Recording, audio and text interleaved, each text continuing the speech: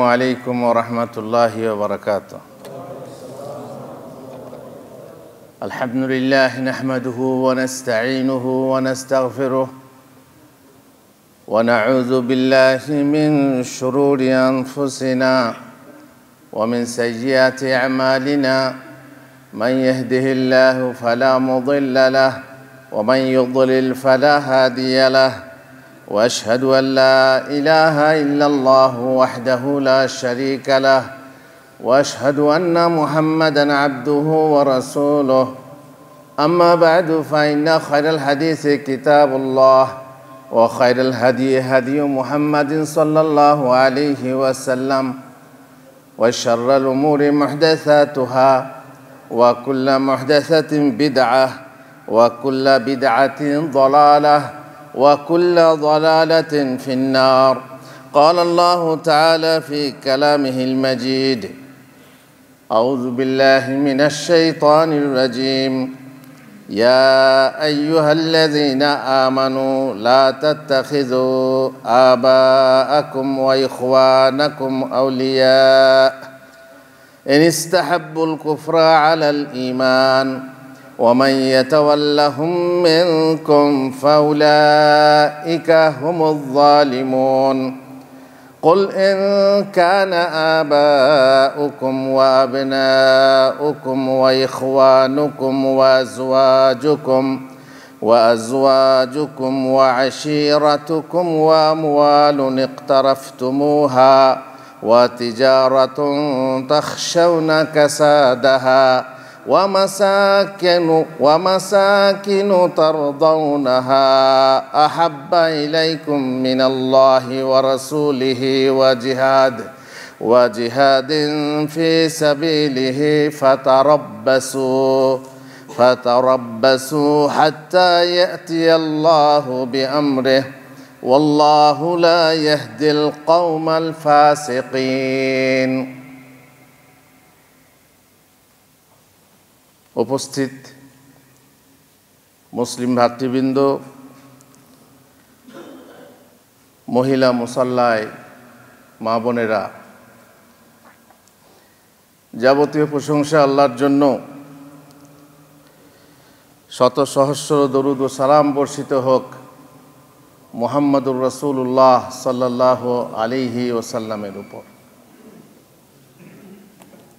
যে রাসূল আমার হাবিব, যে রাসূল আপনার হাবিব, যে রাসূল আল্লাহর হাবিব, যে রাসূল আল্লাহর খলিল। আল্লাহর হাবিব বলে এ কথা প্রমাণিত নাও থাকতে পারে, যেটা প্রমাণিত সেটা হচ্ছে খলিল। রাসূল সাল্লাল্লাহু আলাইহি ওয়াসাল্লাম, তার প্রতি আমাদের ভালোবাসা অগাধ। তাকে যে ভালোবাসে না সে মুসলমান হতে পারে না। তার প্রতি যে ঈমান আনে না সে মুসলমান হতে পারে না। লা ইলাহা ইল্লাল্লাহ, যে আল্লাহকে সত্য মাবুদ বলে জানে, একক মাবুদ বলে জানে, সে যদি মুহাম্মদুর রাসূলুল্লাহ এই শব্দ না বলে, এই বিশ্বাস না রাখে, আশহাদু আল্লা ইলাহা ইল্লাল্লাহ ওয়া আশহাদু আন্না মুহাম্মাদুর রাসূলুল্লাহ, এতে যদি বিশ্বাসী না হয় সে মুসলমানই হতে পারে না। আমার হাবিব, তিনি ছিলেন সর্বশ্রেষ্ঠ নেতা।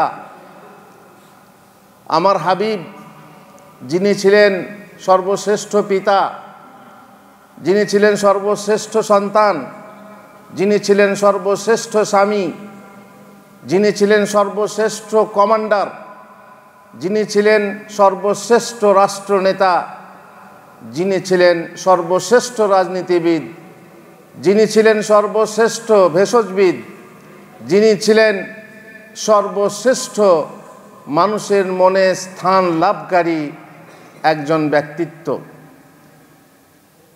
আপনারা নিশ্চয়ই শুনে থাকবেন শুধু মুসলমানরা না, অমুসলমানরাও এই কথা বিশ্বাস করে যে সারা বিশ্বের মধ্যে যদি একটা ব্যক্তিত্ব ছিল, সেটা হচ্ছে মুহাম্মদের ব্যক্তিত্ব সাল্লাল্লাহু আলাইহি ওয়াসাল্লাম। শুনেছেন আপনারা দ্য 100 যে বই লেখা হয়েছে, সেই বইয়ের প্রথমে যে ব্যক্তিত্ব স্থান পেয়েছে, সেই ব্যক্তিত্ব কার? মুহাম্মদুর রাসূলুল্লাহ সাল্লাল্লাহু আলাইহি ওয়াসাল্লাম। লেখক কে? মুসলমান না, খ্রিস্টান। তিনি বলেছেন যে আমি জানি আমার প্রতি ক্রিটিসাইজ করা হবে, সমালোচনা হবে, কিন্তু আমি দেখেছি, আমি কেন তাকে আগে দিলাম, আমি দেখেছি যত মনীষী তারা এক একটা দিক নিয়ে মহাপুরুষ হয়েছেন, মনীষী হয়েছেন, কিন্তু মুহাম্মদ ছিলেন ইহকাল এবং পরকালের একেবারে পুরোধা। তার জন্যে তার থেকে শ্রেষ্ঠ এই দুনিয়ার বুকে কেউ আসেনি, আর আসতেও পারে না। মুহাম্মদুর রাসূলুল্লাহ সাল্লাল্লাহু আলাইহি সাল্লাম, সেই নবীর প্রতি ভালোবাসাটা কেন হবে?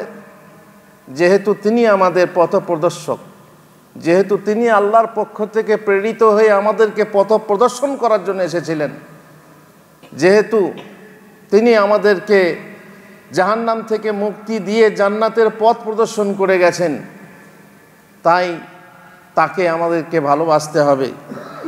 আর তার ভালোবাসাকে বলা হয়েছে, শর্ত বলা হয়েছে, লা ইউমিনু আহাদুকুম, রাসূলুল্লাহ সাল্লাল্লাহু আলাইহি ওয়াসাল্লাম বলেছেন, লা ইউমিনু আহাদুকুম হাত্তা আকুনা আহাব্বা ইলাইহি মিন ওয়ালিদিহি ওয়া ওয়ালাদিহি ওয়ান নাসি আজমাইন। ভালোবাসা শুধু ভালোবাসা না, তোমার সন্তান সন্ততি থেকে বেশি ভালোবাসতে হবে, তোমার স্ত্রী পরিজন থেকে বেশি ভালোবাসতে হবে, তোমার মা বাপ থেকেও বেশি ভালোবাসতে হবে মুহাম্মদুর রাসূলুল্লাহ সাল্লাল্লাহু আলাইহি ওয়াসাল্লামকে।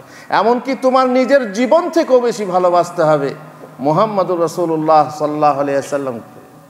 যদি তা না হয় তাহলে তোমার ঈমান মিছা, তা যদি না হয় তাহলে তোমার ঈমান পরিপূর্ণ নয়। সুতরাং ভালোবাসা ঈমানের একটা শর্ত, যে শর্তে ছাড়া ভালোবাসা পরিপূর্ণ হতে পারে না, ঈমান পরিপূর্ণ হতে পারে না।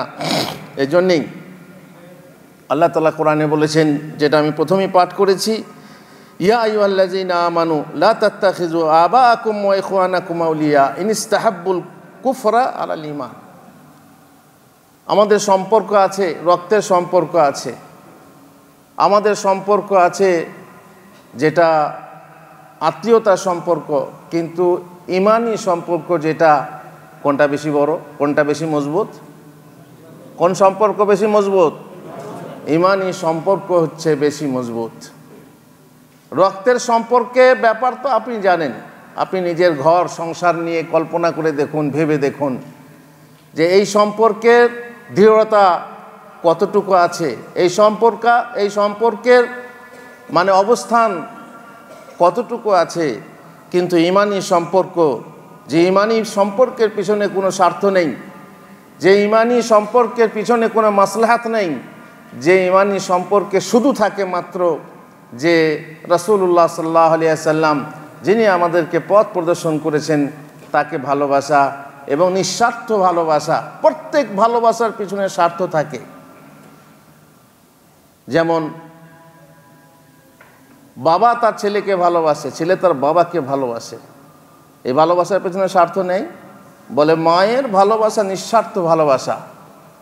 মিথ্যা কথা, নিঃস্বার্থ ভালোবাসা কারো হতে পারে না। আপনি টাকা পাঠানো বন্ধ করে দিয়ে দেখুন, যদি আপনি টাকা না দেন, টাকা না পাঠান, সেই মা আপনার কি হয়ে যাবে? পর হয়ে যাবে। তার প্রত্যেকের পিছনে, সন্তানের পিছনে বলুন আর মায়ের যার বলুন না কেন, সমস্ত ভালোবাসার স্বার্থ আছে, কিন্তু ঈমানি ভালোবাসার পিছনে কোনো স্বার্থ নেই। এই ভালোবাসা কেবলমাত্র রাসূল সাল্লাল্লাহু আলাইহি ওয়াসাল্লাম, আল্লাহকে ভালোবাসতে হবে, তারপর রাসূল সাল্লাল্লাহু আলাইহি ওয়াসাল্লামকে ভালোবাসতে হবে, আর সেই সাথে তাকে যারা ভালোবাসে তাদেরকে ভালোবাসতে হবে। সাহাবায়ে কেরাম এবং সালাফে সালেহিন, তাদেরকে ভালোবাসতে হবে।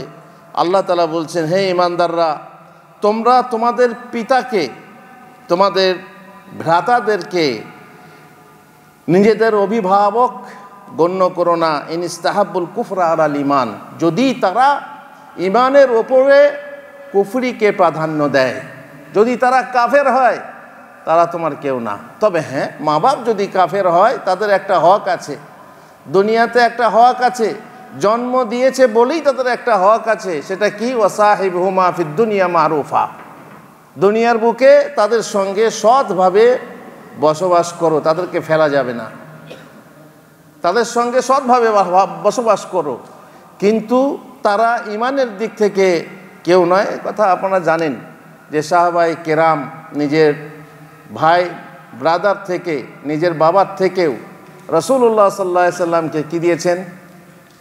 প্রাধান্য দিয়েছেন। আপনারা শুনে থাকবেন। আজকে আমি এসেছি আপনাদের সঙ্গে দেখা সাক্ষাৎ করতে আর আপনাদের ভালোবাসায়। বলুন যে আহাব্বাকাল্লাজি আহবাবতুমুনি ফি, আহাব্বাকাল্লাজি আহবাবতানি ফি। যখন কেউ বলে ভাই আমি তোমাকে ভালোবাসি, তখন কি বলতে হয়? আহাব্বাকাল্লাজি আহবাবতানি ফি, সেই আল্লাহ তোমাকে ভালোবাসুন যে যার জন্য, যার সন্তুষ্টির জন্য আমাকে ভালোবেসেছ। আল্লাহ তাআলার জন্য ভালোবাসা, আল্লাহর দ্বীনের জন্য ভালোবাসা, আল্লাহর সন্তুষ্টির জন্য ভালোবাসা, এই ভালোবাসা নিঃস্বার্থ ভালোবাসা।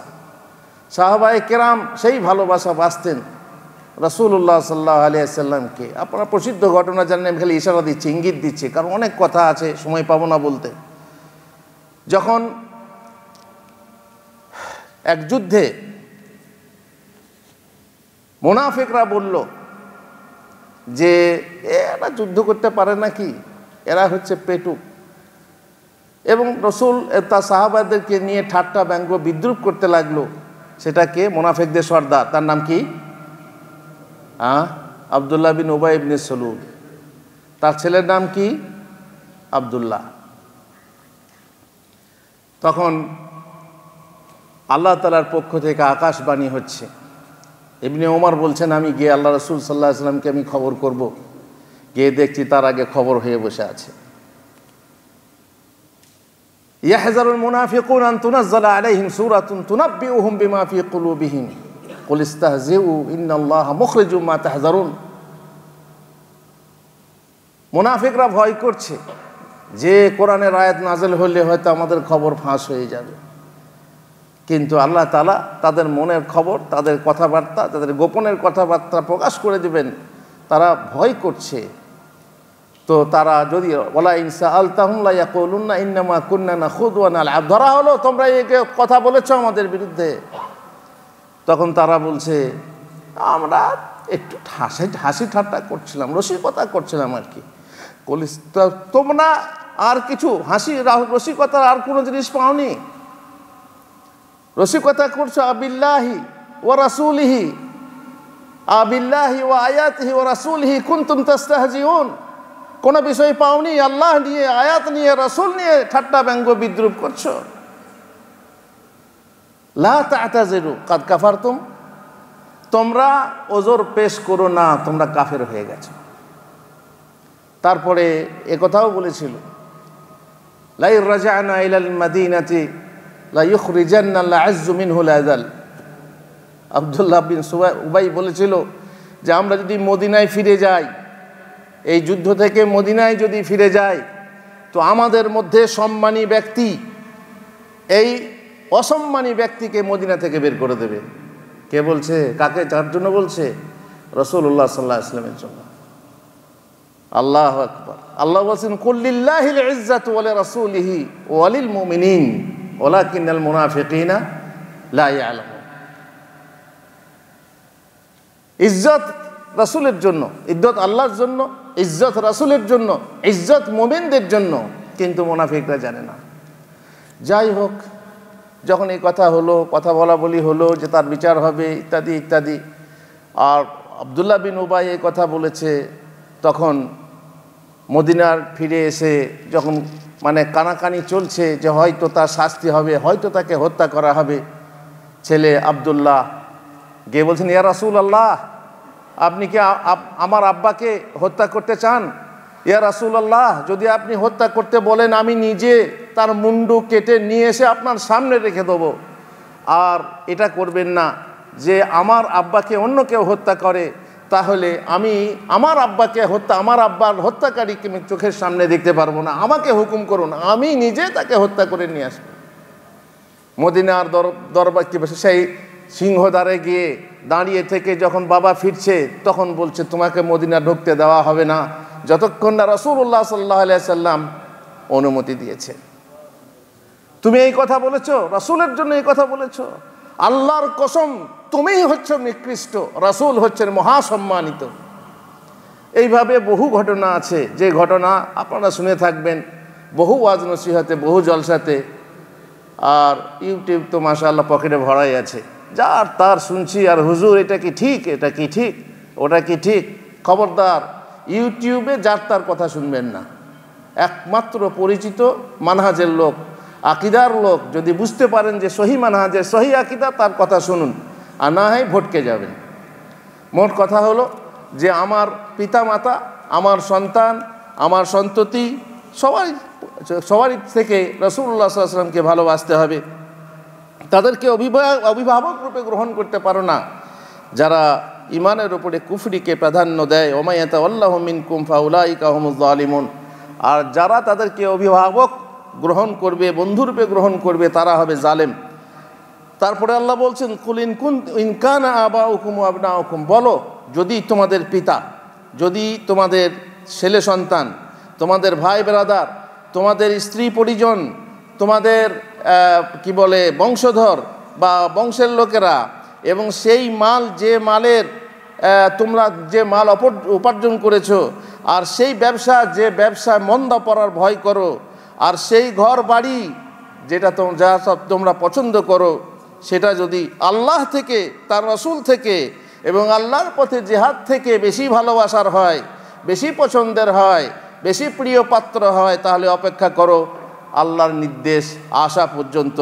আর আল্লাহ তাআলা ফাসেক কওমকে রাস্তা দেখান না।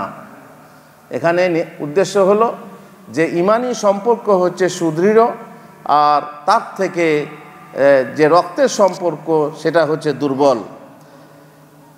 হাদিসে রাসূলুল্লাহ সাল্লাল্লাহু আলাইহি সাল্লাম আব্দুল্লাহ বিন হিশাম থেকে বর্ণিত, তিনি বলছেন কুন্না মা নবী সাল্লাল্লাহু আলাইহি ওয়াসাল্লাম ওয়া হুয়া আখিযুন বিয়াদি উমর ইবনুল খাত্তাব। আমরা রাসূলুল্লাহ সাল্লাল্লাহু আলাইহি ওয়াসাল্লামের সঙ্গে ছিলাম, তিনি উমর ইবনে খাত্তাবের হাত ধরেছিলেন।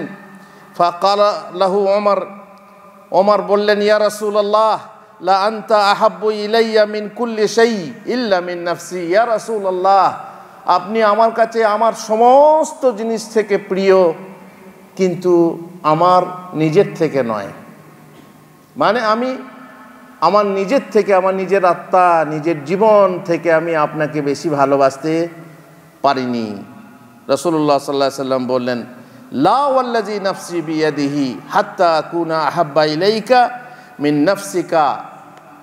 আল্লাহ, সেই সত্তার কসম যার হাতে আমার প্রাণ আছে, যদি আমি তোমার কাছে তোমার জীবন অপেক্ষা বেশি প্রিয় পাত্র না হতে পারি, তাহলে তুমি মুসলমান হতে পারবে না। লা ওয়াল্লাযী নাফসি বিয়াদিহি হাত্তা আকুনা আহাব্বা ইলাইকা মিন নাফসিক। ফাকালা লাহু উমর, তখন ওমর শুনে বলছেন ফা ইন্নাহুল আন ওয়াল্লাহি লা আনতা আহাব্বু ইলাইয়া মিন নাফসি। ইয়া রাসূলুল্লাহ, এখন আমি আপনাকে আমার নিজের জীবন থেকেও বেশি ভালোবাসি। ফাকালা নবী সাল্লাল্লাহু আলাইহি ওয়াসাল্লাম আল আনা ইয়া ওমর, এখন তুমি প্রকৃত মুসলমান হলে ওমর। ব্যাপারখানা বুঝতে পারছেন? নিজের জীবন থেকেও রাসূলুল্লাহ সাল্লাল্লাহু আলাইহি ওয়াসাল্লামকে ভালোবাসতে হবে। যখন জীবন দেওয়ার দরকার হবে, রাসূলুল্লাহ সাল্লাল্লাহু আলাইহি ওয়াসাল্লামের জন্য জীবন দিতে হবে, তবেই সেই ভালোবাসার, আমি বলবো সংক্ষেপে বলে যাব, ভালোবাসার নমুনা না বললে বুঝতে পারবেন না যে আমরা আসলে আল্লাহ রাসূলকে ভালোবাসি না বাসি না, নাকি শুধু আই লাভ ইউ বলে ছেড়ে দিই। শুধু ভালোবাসা মুখের ভালোবাসা হয়, ফ্রেন্ড মুখে ফ্রেন্ড হয়, ফেসবুকের ফ্রেন্ড হয়, এই রকম ভালোবাসা যে মানে হালকা উপরে ভাষা ভালোবাসা, শুধু নামে ভালোবাসা, শুধু গানে ভালোবাসা, শুধু গজলে ভালোবাসা, শুধু মিলাদে ভালোবাসা, শুধু জিলাপিতে ভালোবাসা, এইরকম ভালোবাসার উদ্দেশ্য না। ভালোবাসা হচ্ছে প্রকৃত ভালোবাসা, যাকে ভালোবাসা বলা হয়। বলছি ইনশাআল্লাহ বহু রকমের ভালোবাসা আছে। আপনি নিজের ছেলে সন্তানকে ভালোবাসেন, স্ত্রীকে ভালোবাসেন, সেটা হচ্ছে প্রকৃতিগত ভালোবাসা। সেটাকে কি বলা হয়? প্রকৃতিগত ভালোবাসা। আর রাসূলুল্লাহ সাল্লাল্লাহু আলাইহি ওয়াসাল্লামকে আল্লাহকে ভালোবাসেন, এটা হচ্ছে কি ভালোবাসা? এটাকে বলা হয় শরঈ ভালোবাসা। যদি রাসূলুল্লাহ সাল্লাল্লাহু আলাইহি ওয়াসাল্লামের প্রতি আমাদের শরঈ ভালোবাসা না থাকে, আমরা কিন্তু প্রকৃত ईमानदार হতে পারবো না। উর্দু একটা কবিতা আছে, মোহাম্মদ কি জিস দিল মে উলফত না হোগি समझ लो कि किस्मत में जन्नत ना होगी। যদি কোনো হৃদয়ে, কোনো মানুষের হৃদয়ে মোহাম্মতের প্রতি ভালোবাসা না থাকে, তাহলে জেনে নাও, বুঝে নাও যে সে তার কিসমতে জান্নাত নেই, তার কিসমতে জান্নাত নেই। কি আছে? তার বিপরীত। আর কি আছে? करे जो इताअत मोहम्मद की दिल से उसे पीर व मुर्शिद की हाजत ना होगी। যদি রাসূলুল্লাহ সাল্লাল্লাহু আলাইহি ওয়াসাল্লামের অনুসরণ কেউ করে, আমাদের আজকে বিষয় হলো আল্লাহ রাসূল সাল্লাল্লাহু আলাইহি ওয়াসাল্লামের প্রতি ভালোবাসা ও তার আনুগত্য। কথা আপনারা জানেন, এই জন্যই আমি এই কথাগুলো আলোচনা করছি। যদি কেউ রাসূলুল্লাহ সাল্লাল্লাহু আলাইহি ওয়াসাল্লামকে ভালোবেসে, তার আনুগত্য করে, তার অনুসরণ করে, তাহলে তার অন্য কোনো পীর মুর্শিদের দরকার হয় না, হবে না। আল্লাহ রাসূল সাল্লাল্লাহু আলাইহি ওয়াসাল্লামই মুর্শিদ, আল্লাহ রাসূল সাল্লাল্লাহু আলাইহি ওয়াসাল্লামই হচ্ছেন হাদি, আল্লাহ রাসূল সাল্লাল্লাহু আলাইহি ওয়াসাল্লাম তোমাকে পথ দেখাবে। অতএব আর কোনো পীর মুর্শিদের দরকার হবে না। ভটকতা রাহা হ্যায়, ভটকতা রহেগা মোহাম্মদ সে জিসকো আকিদত না হোগি। ও সব সময় পথভ্রষ্ট হয়ে, বিভ্রান্ত হয়ে ঘুরে বেড়াবে, বিভ্রান্ত পথিকের মতো এদিক সেদিক ঘুরে বেড়াবে, পথ আর পাবে না যদি মুহাম্মদ সাল্লাল্লাহু আলাইহি ওয়াসাল্লামের প্রতি তার আকিদাত, বিশ্বাস, ভালোবাসা না থাকে। এ হচ্ছে ভালোবাসা। যদি বলেন কেন ভালোবাসবো, আল্লাহ রাসূল সাল্লাল্লাহু আলাইহি ওয়াসাল্লাম তিনি আমাদের পথপ্রদর্শক, তাই ভালোবাসবো। যদি কেউ বলে না, যদি সুন্দরকে ভালোবাসা যায়, আমাদের ভালোবাসা, জীবনে ভালোবাসাটা আম শব্দ, বৈধ ভালোবাসা আছে, অবৈধ ভালোবাসা আছে। তো যদি বলেন যে আমি সুন্দর দেখে ভালোবাসবো, তাহলে এই কথা জেনে নেন মুহাম্মদ সাল্লাল্লাহু আলাইহি ওয়াসাল্লাম খুব সুন্দর ছিলেন। কীরকম সুন্দর ছিলেন সে উদাহরণ কীরকম এসেছে দু একটা শুনুন। কানা মিসলু শামসি ওয়াল কামর। রাসূলুল্লাহ সাল্লাল্লাহু আলাইহি ওয়াসাল্লাম সূর্য এবং চাঁদের মতো সুন্দর ছিলেন। এটা কারা বলেছে? সাহাবীরা বলেছেন। পূর্ণিমার রাত্রে একবার চাঁদের দিকে তাকাতাম, তারপর রাসূলুল্লাহ সাল্লাল্লাহু আলাইহি ওয়াসাল্লামের চেহারার দিকে তাকাতাম, তো মনে হতো যেন আকাশের চাঁদ থেকে আমার রাসূলুল্লাহ সাল্লাল্লাহু আলাইহি ওয়াসাল্লামের চেহারা হচ্ছে বেশি সুন্দর। ওয়া আজমালু মিনকা লাম তারা কাত্তু আইনুন ওয়া আহসানু মিনকা লাম তালিদিন নিসাউ। ইয়া রাসূলুল্লাহ, আপনার থেকে বেশি সুন্দর কোনো মহিলা কোনো সন্তান জন্ম দেয়নি, আর রাসূলের থেকে সুন্দর কোনো ব্যক্তিত্ব, সুন্দর কোনো মানুষ কোনো চক্ষু দর্শন করেনি। আর জানেন আপনারা যে একটা কবিতা বলা হয়, সেই কবিতাকে অনেকে শিরিক বলছে, এবং শিরিকের সাথে তারা শিরকের মতো তর্জমা করছেন, শিরিক বলছে। বালাগাল উলা বিকামালিহি, তাই না? ওরা দরুদ মনে করে পড়ে। এটা দরুদ না, শেখ সাদির কবিতা, এটা দরুদ না। কিন্তু সেখানে যেটা বলা হয়েছে, আবেগের সাথে কিছু কথা বলা হয়েছে। বালাগাল উলা বিকামালিহি, তার কামালত্বে, তার পরিপূর্ণতায় তিনি উচ্চ শিখরে কি করেছেন? আরোহণ করেছেন, উচ্চ শিখরে আরোহণ করেছেন। কাশাফাত দুজা বিজামালিহি, তার যে সৌন্দর্য ছিল, তার যে রূপ ছিল, সেই রূপের জন্য অন্ধকার আলোকিত হয়ে গেছে। এটা কি বাড়াবাড়ি না? বাড়াবাড়ি। যেমন বলা হয় যে নবীর এত নবী নূর, তারা বেশি বাড়াবাড়ি করে নূর বলে যে নবীর নূর এত নূর ছিল যে মদিনাতে সূর্যের দরকার হতো না। বাড়াবাড়ি না? কেন বাড়াবাড়ি? তারাই বলে, ওয়াজ করে বলে যে রাসূলুল্লাহ সাল্লাল্লাহু আলাইহি ওয়াসাল্লাম একবার ঘরে এলেন, এটা হাদিস মুসনাদে হাকিমের, কি বল মুস্তাদরাকে হাকিমের হাদিস। একবার ঘরে এলেন, ওদের ভাষায় বলছে, ওদের ওয়াজে বলছে, দেখছেন মা আয়েশা কি যেন খুঁজছে। আয়েশা গো তুমি কি খুঁজছো? বলছি ইয়া রাসূল আল্লাহ, আমি কাপড় সেলাই করছিলাম, সুইটা হাত থেকে নিচে পড়ে গেছে, অন্ধকারে দেখতে পাচ্ছি না, তাই আমি খুঁজছি। আল্লাহর রাসূল সাল্লাল্লাহু আলাইহি ওয়াসাল্লাম হাসলেন, আর তার দাঁত থেকে আলো বের হলো। সেই আলোতে সুইটে কুড়িয়ে নিয়ে বললে আয়েশা এই নাও তোমার সুই। বলুন সুবহানাল্লাহ। হ্যাঁ, আমি ওদের কথা বলছি, আপনারা কেন বলছেন? অভ্যেস হয়ে আছে, তাই না? অভ্যেস হয়ে আছে। তো কি হলো তাহলে? আল্লাহ রাসূল সাল্লাল্লাহু আলাইহি ওয়াসাল্লাম ঘরে ঢুকলেন, তখন আলো নেই, হাসলেন, তখন দাঁত থেকে আলো বেরোলো। আর তারাই বলছে যে মদিনাতে সূর্যের দরকার ছিল না, এত নূর ছিল। রাসূল সাল্লাল্লাহু আলাইহি ওয়াসাল্লামের দেহে ছায়া ছিল না, কেন না? নিজে যে লাইটের কোনো ছায়া থাকে না। তাহলে এখানে এই হাদিসে যে তোমরা ভেঞ্জে ভেঞ্জে সুর ভেঞ্জে ভেঞ্জে বলো, তার মানে কি হয় তাহলে? আর একটা হাদিস শুনবেন, মসজিদে ঝাড়ু দিত একটা লোক বা একটা মহিলা, হঠাৎ করে রাসূলুল্লাহ সাল্লাল্লাহু আলাইহি ওয়াসাল্লাম দেখলেন যে সে লোকটা নেই। হ্যাঁ, লোকটা কোথায় গেল? বলছে লোকটা কাল রাত্রে মারা গেছে, তাকে দাফন করে দিয়েছি রাতেই। তুমি আমাকে খবর দিলে না? রাসূলুল্লাহ আপনাকে অন্ধকারে কষ্ট দেবো, এই রাতে কষ্ট দেবো, তাই আমরা এমনি দাফন করে দিয়েছি। রাসূলুল্লাহ সাল্লাল্লাহু আলাইহি ওয়াসাল্লাম বললেন চলো তাহলে তার কবরের খবর দাও, সেখানে গিয়ে তারপরে জানাজা পড়লেন। মোট কথা তাহলে সাহাবারাও জানতেন যে রাসূলুল্লাহ সাল্লাল্লাহু আলাইহি ওয়াসাল্লামের জন্য আলোর দরকার হতো, তাই কষ্ট দেননি। তারপর মা আয়েশাও বলছেন এমন এমন দিন গেছে যে আমাদের ঘরে বাতি জ্বলতো না। হ্যাঁ, রাসূলুল্লাহ সাল্লাল্লাহু আলাইহি ওয়াসাল্লাম নামাজ পড়তেন, হাতে ইশারা করতেন, পা সরিয়ে নিতাম, ইত্যাদি ইত্যাদি, ঘরে আলো থাকতো না। তো যাই হোক, এগুলো বাড়াবাড়ি। কিন্তু আল্লাহর নবী নূর, ওয়ালাকাদ জাআকুম মিনাল্লাহি নূরুন, যেমন কোনো মুফাসসিররা বলেছে নূর এসেছে, নূর মানে মুহাম্মদ সাল্লাল্লাহু আলাইহি ওয়াসাল্লাম আলো।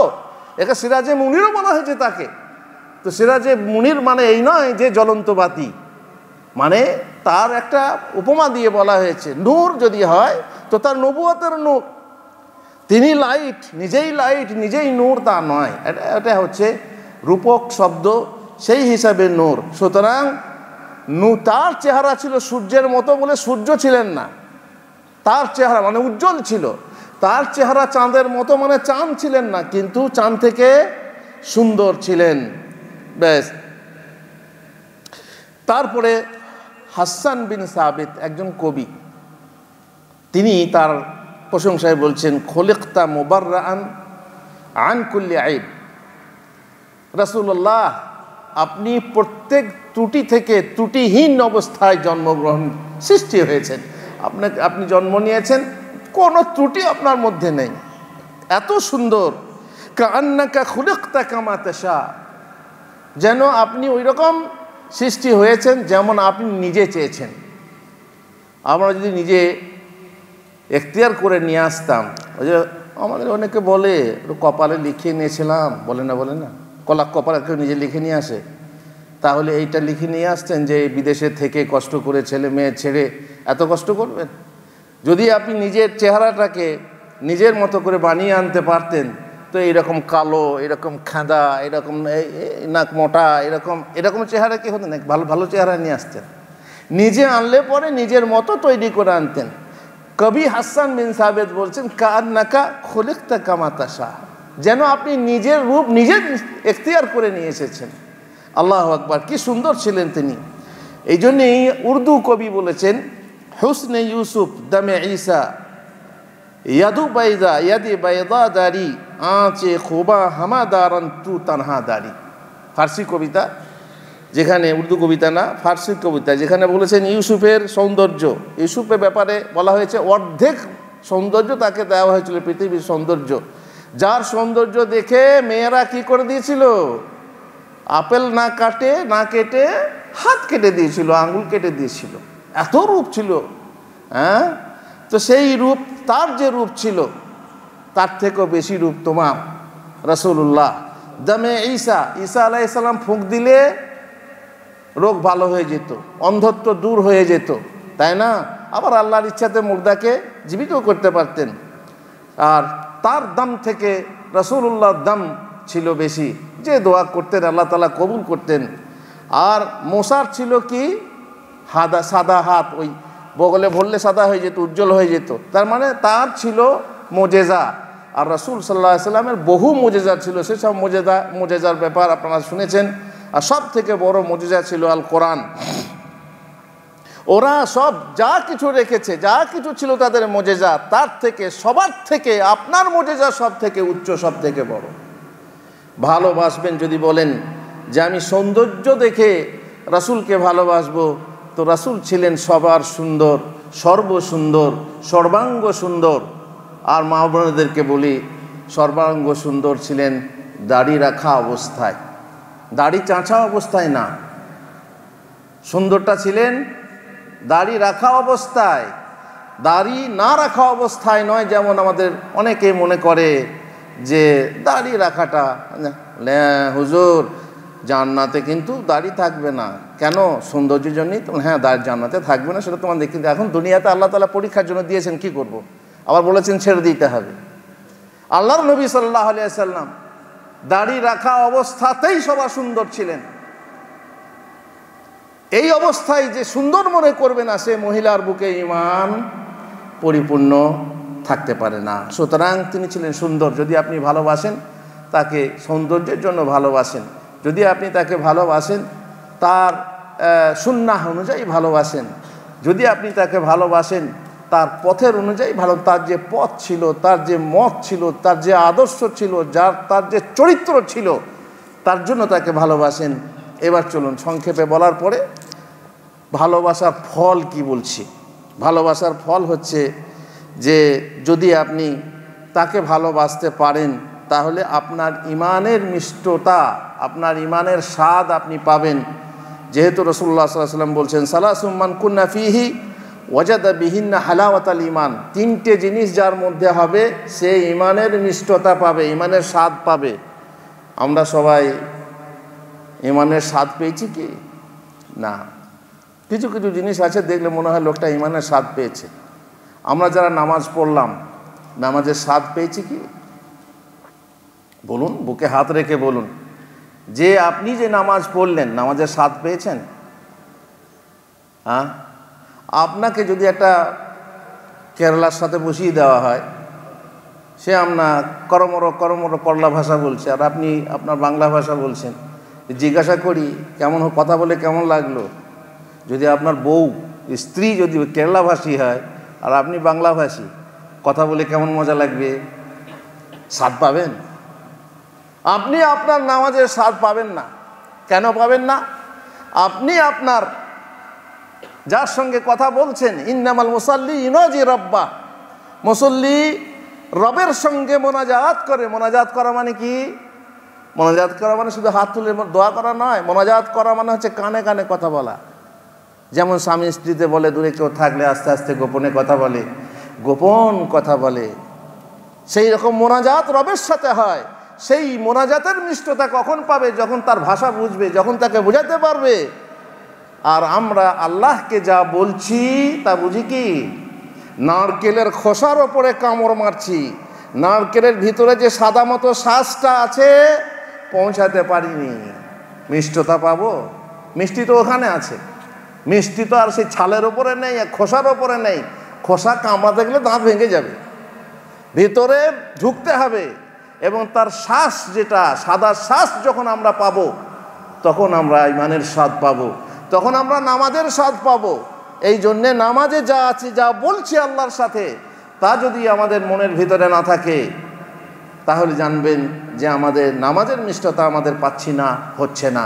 তেমনি ঈমানের ব্যাপার তাই। ঈমানের মিষ্টতা আপনি পাবেন না। যদি বলেন আমি ঈমানের মিষ্টতা পেয়েছি না পাইনি, তার জন্য পরীক্ষা আছে। তিনটে জিনিস দেখুন আপনি পরীক্ষা করে।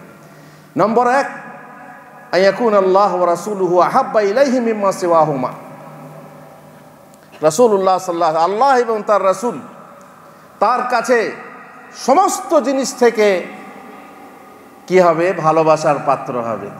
ব্যাস, তার থেকে আমি কাউকে ভালোবাসি না, না আমার বাপ মাকে, না আমার স্ত্রীকে, আর না আমার ছেলে সন্তানকে, আর না দুনিয়ার, সারা দুনিয়ার কোনো মানুষকে।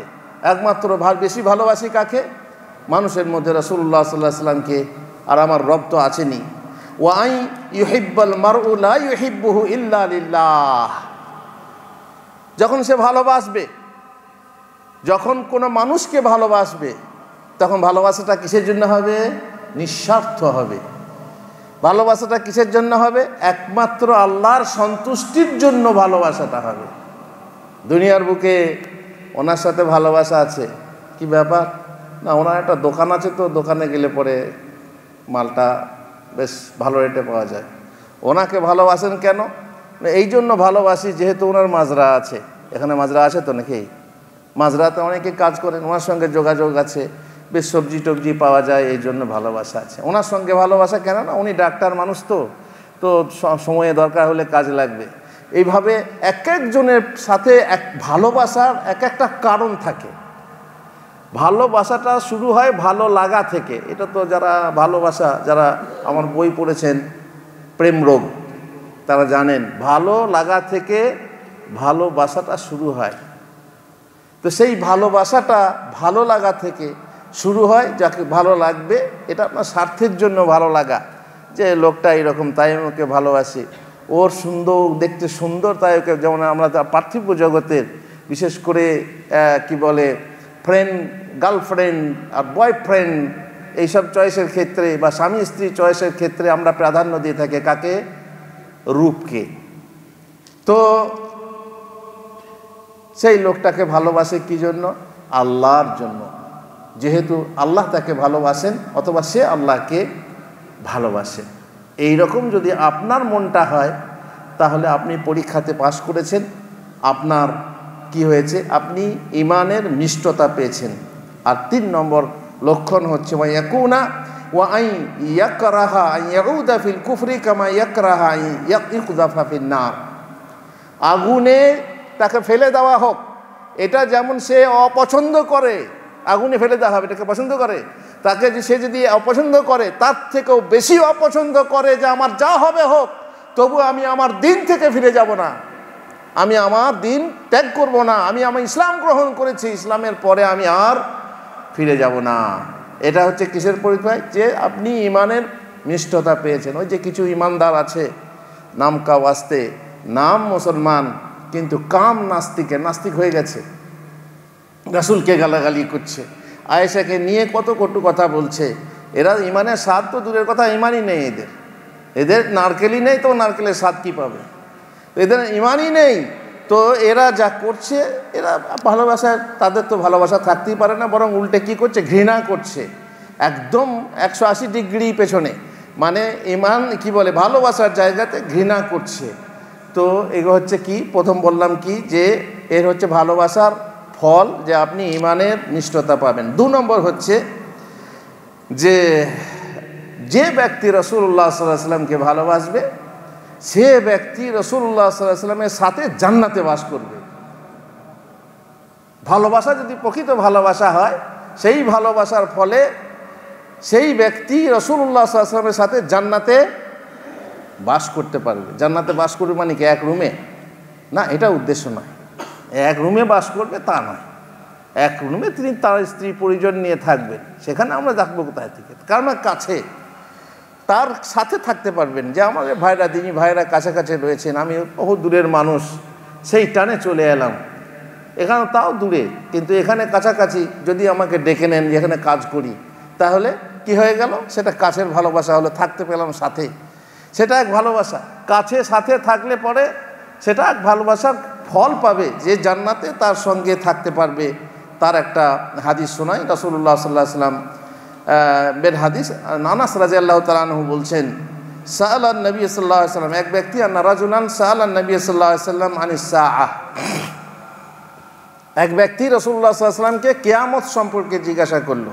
ফাকালা মাতা সাআ, ইয়া রাসূলুল্লাহ, কিয়ামত কখন হবে? কিয়ামতের খবর কেউ জানে? 75 বছর পরে কি 70 বছর পরে কিয়ামত হবে, কেউ বলতে পারবে? না, কিয়ামতের খবর কেউ জানে না। কালা ওয়া মা যাদাতা লাহা, তুমি কিয়ামত সম্পর্কে জিজ্ঞেস করছো, আর তার জন্য প্রস্তুতি কি নিয়েছো? কখন হবে এ কথা বাদ দিয়ে তুমি তার জন্য প্রস্তুতি নাও, প্রস্তুতি কি নিয়েছো বলো। তখন লোকটা বলছে, লা শাই, কোনো কিছুই নাই। ইল্লা আন্নী উহিব্বুল্লাহ ওয়া রাসূলুহু সাল্লাল্লাহু আলাইহি ওয়াসাল্লাম। তবে এতটুকু আছে, এতটুকু পুঁজি আমি সংগ্রহ করেছি, এতটুকু পাথেও আমি সংগ্রহ করেছি যে আমি আল্লাহ এবং তার রাসূলকে ভালোবাসি, আমি আল্লাহ এবং তার রাসূলকে ভালোবাসি। ফাকাল আনতা মা'a মান আহবাবতা, তুমি যাকে ভালোবাসো তার সঙ্গে তুমি কাল কিয়ামতে থাকবে। সুতরাং আনাস রাদিয়াল্লাহু তাআলা আনহু বলছেন, আল্লাহু আকবার, আনাস রাদিয়াল্লাহু তাআলা আনহু বলছেন, ফামা ফারিহনা বিশাইইন ফারহানা বিকাউলিন নবী সাল্লাল্লাহু আলাইহি ওয়াসাল্লাম আনতা মা'a মান আহবাবতা। আমি জীবনে এত খুশি পাইনি যে খুশিটা এই কথা রাসূলুল্লাহ সাল্লাল্লাহু আলাইহি ওয়াসাল্লামের এই কথা শুনে আমি পেয়েছি যে আনতা মা'a মান আহবাবতা, তুমি তার সঙ্গে জান্নাতে থাকবে যাকে তুমি ভালোবাসো। আনাস বলছেন, আনাস রাসূল সাল্লাল্লাহু আলাইহি ওয়াসাল্লামের খাদেম ছিলেন, তিনি খাদেম ছিলেন, কাছাকাছি থাকতেন। ফা আনা উহিব্বুন নবী সাল্লাল্লাহু আলাইহি ওয়াসাল্লাম, আমি আমার নবীকে ভালোবাসি, আবু বকরকে ভালোবাসি, ওমরকে ভালোবাসি, ওয়া আরজু আন আকুনা মাআহুম বিহুব্বি ইয়াহুম, আর আমি আশা করি যে তাদের সাথে এই ভালোবাসার কারণে আমি তাদের সঙ্গে জান্নাতে থাকব। ওয়া ইল্লাম আ'মাল বিমিসলি আমালিহিম, যদিও আমি তাদের মতো আমল করতে সক্ষম না হই। জরুরি নয় যে আপনি তাদের মতো আমল করবেন, কিন্তু তাদেরকে আপনি ভালোবাসেন, তার জন্যে আপনি তাদের সঙ্গে জান্নাতে থাকবেন।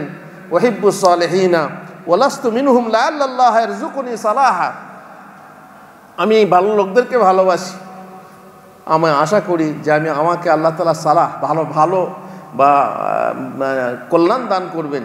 যে ভালো লোকদেরকে ভালোবাসি আমিও ভালো পাবো, এই জন্যে ভালোবাসি। দেখুন কথায় কথা রাজশাহী বিশ্বায়ী ইজকার, তার মানে কথায় কথা বাড়ে আগুনে বাড়ে ঘি। আমার একটা কথা মনে পড়লো, এই যে লেবাসটা সৌদি আরবে থাকার সময় পড়তাম, তো এক জায়গায় এক অফিসে গেলাম, সেখানে বলছে আনতা সৌদি, আমি বললাম না আমি হিন্দি। তো বলছে এই লেবাসটা কেন, আরবিতে বললে সমস্যা আছে, তো বলছে যে এটা কেন পড়েছে তাহলে, বলছে আমি এটা সৌদিদের লেবাস, তো সেই জন্যে পড়েছি। আমি বললাম লাবিস্তু আহাদাজ্জাই হুব্বান ফিকুম, আপনাদেরকে ভালোবাসি তাই পড়েছি।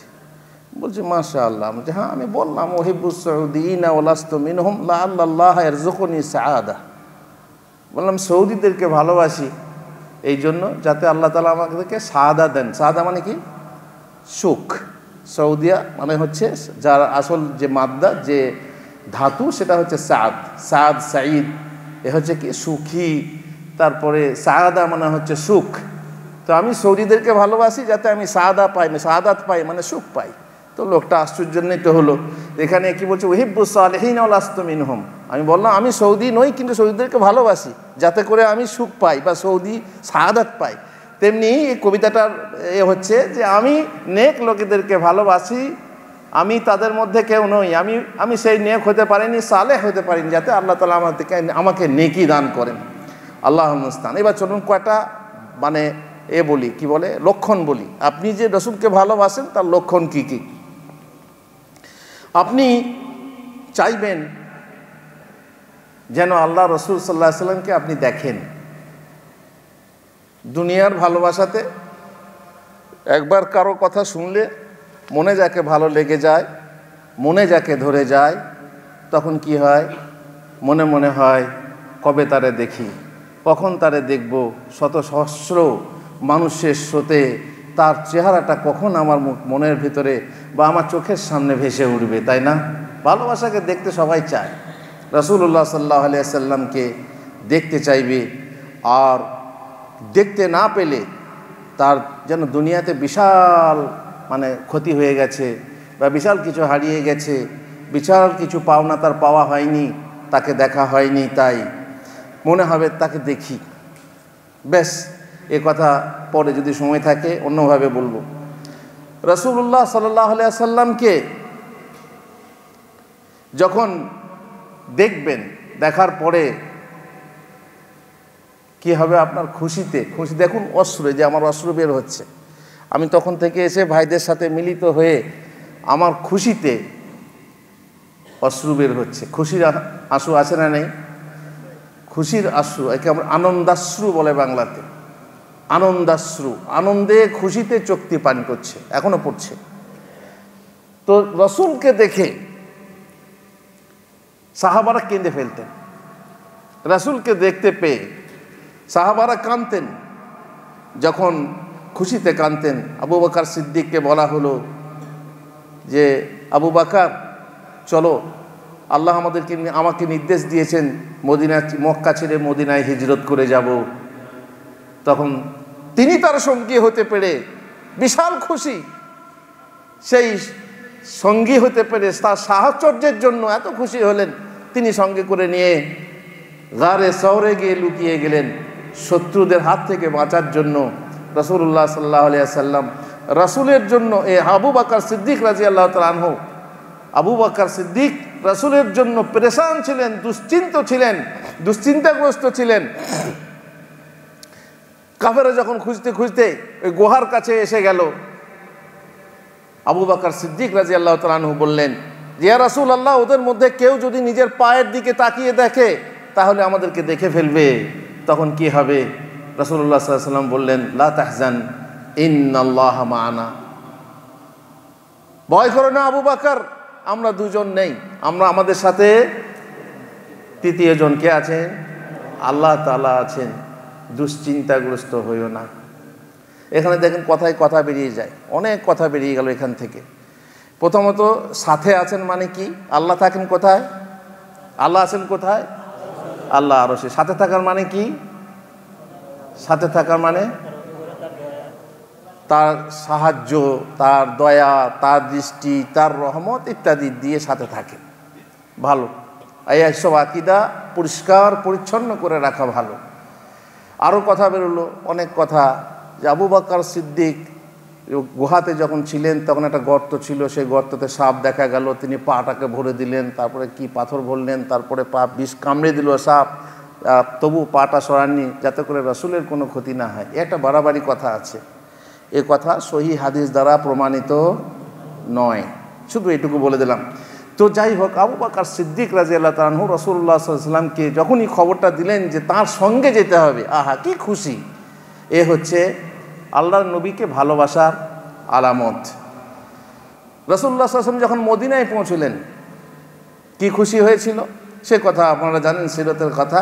যখন তিনি মদিনায় পৌঁছেছিলেন, বলা হয়েছে, ইতিহাসে আছে যে তারা গান গেয়েছিলেন, রাসূলুল্লাহ সাল্লাল্লাহু আলাইহি ওয়াসাল্লামকে পেয়ে গান গেয়েছিলেন। তালা আল বাদরু আলাইনা, এটা কোনো সহিহ হাদিসে আসেনি, কিন্তু ইতিহাসে কোনো জায়গাতে আছে। তো এইভাবে তারা খুশি প্রকাশ করেছিলেন, যেহেতু রাসূল সাল্লাল্লাহু আলাইহি ওয়াসাল্লাম নবী, তিনি আমাদের মাঝে চলে এসেছেন। যখন কোনো এক সাহাবী তিনি ভয় করেছিলেন যে জান্নাতে যখন যাব রাসূলুল্লাহ আপনাকে তো দেখতে পাবো না, এরকম তো মনে হয় যে তিনি বিশাল বিশাল উঁচু জায়গাতে থাকবেন, আমরা তার সঙ্গে কি করে দেখা সাক্ষাৎ করব? জান্নাত তো আর দুনিয়ার মতো হবে না, তাই না? জান্নাতে একটা সব থেকে নিম্নমানের জান্নাতি কতটা জায়গা পাবে জানেন?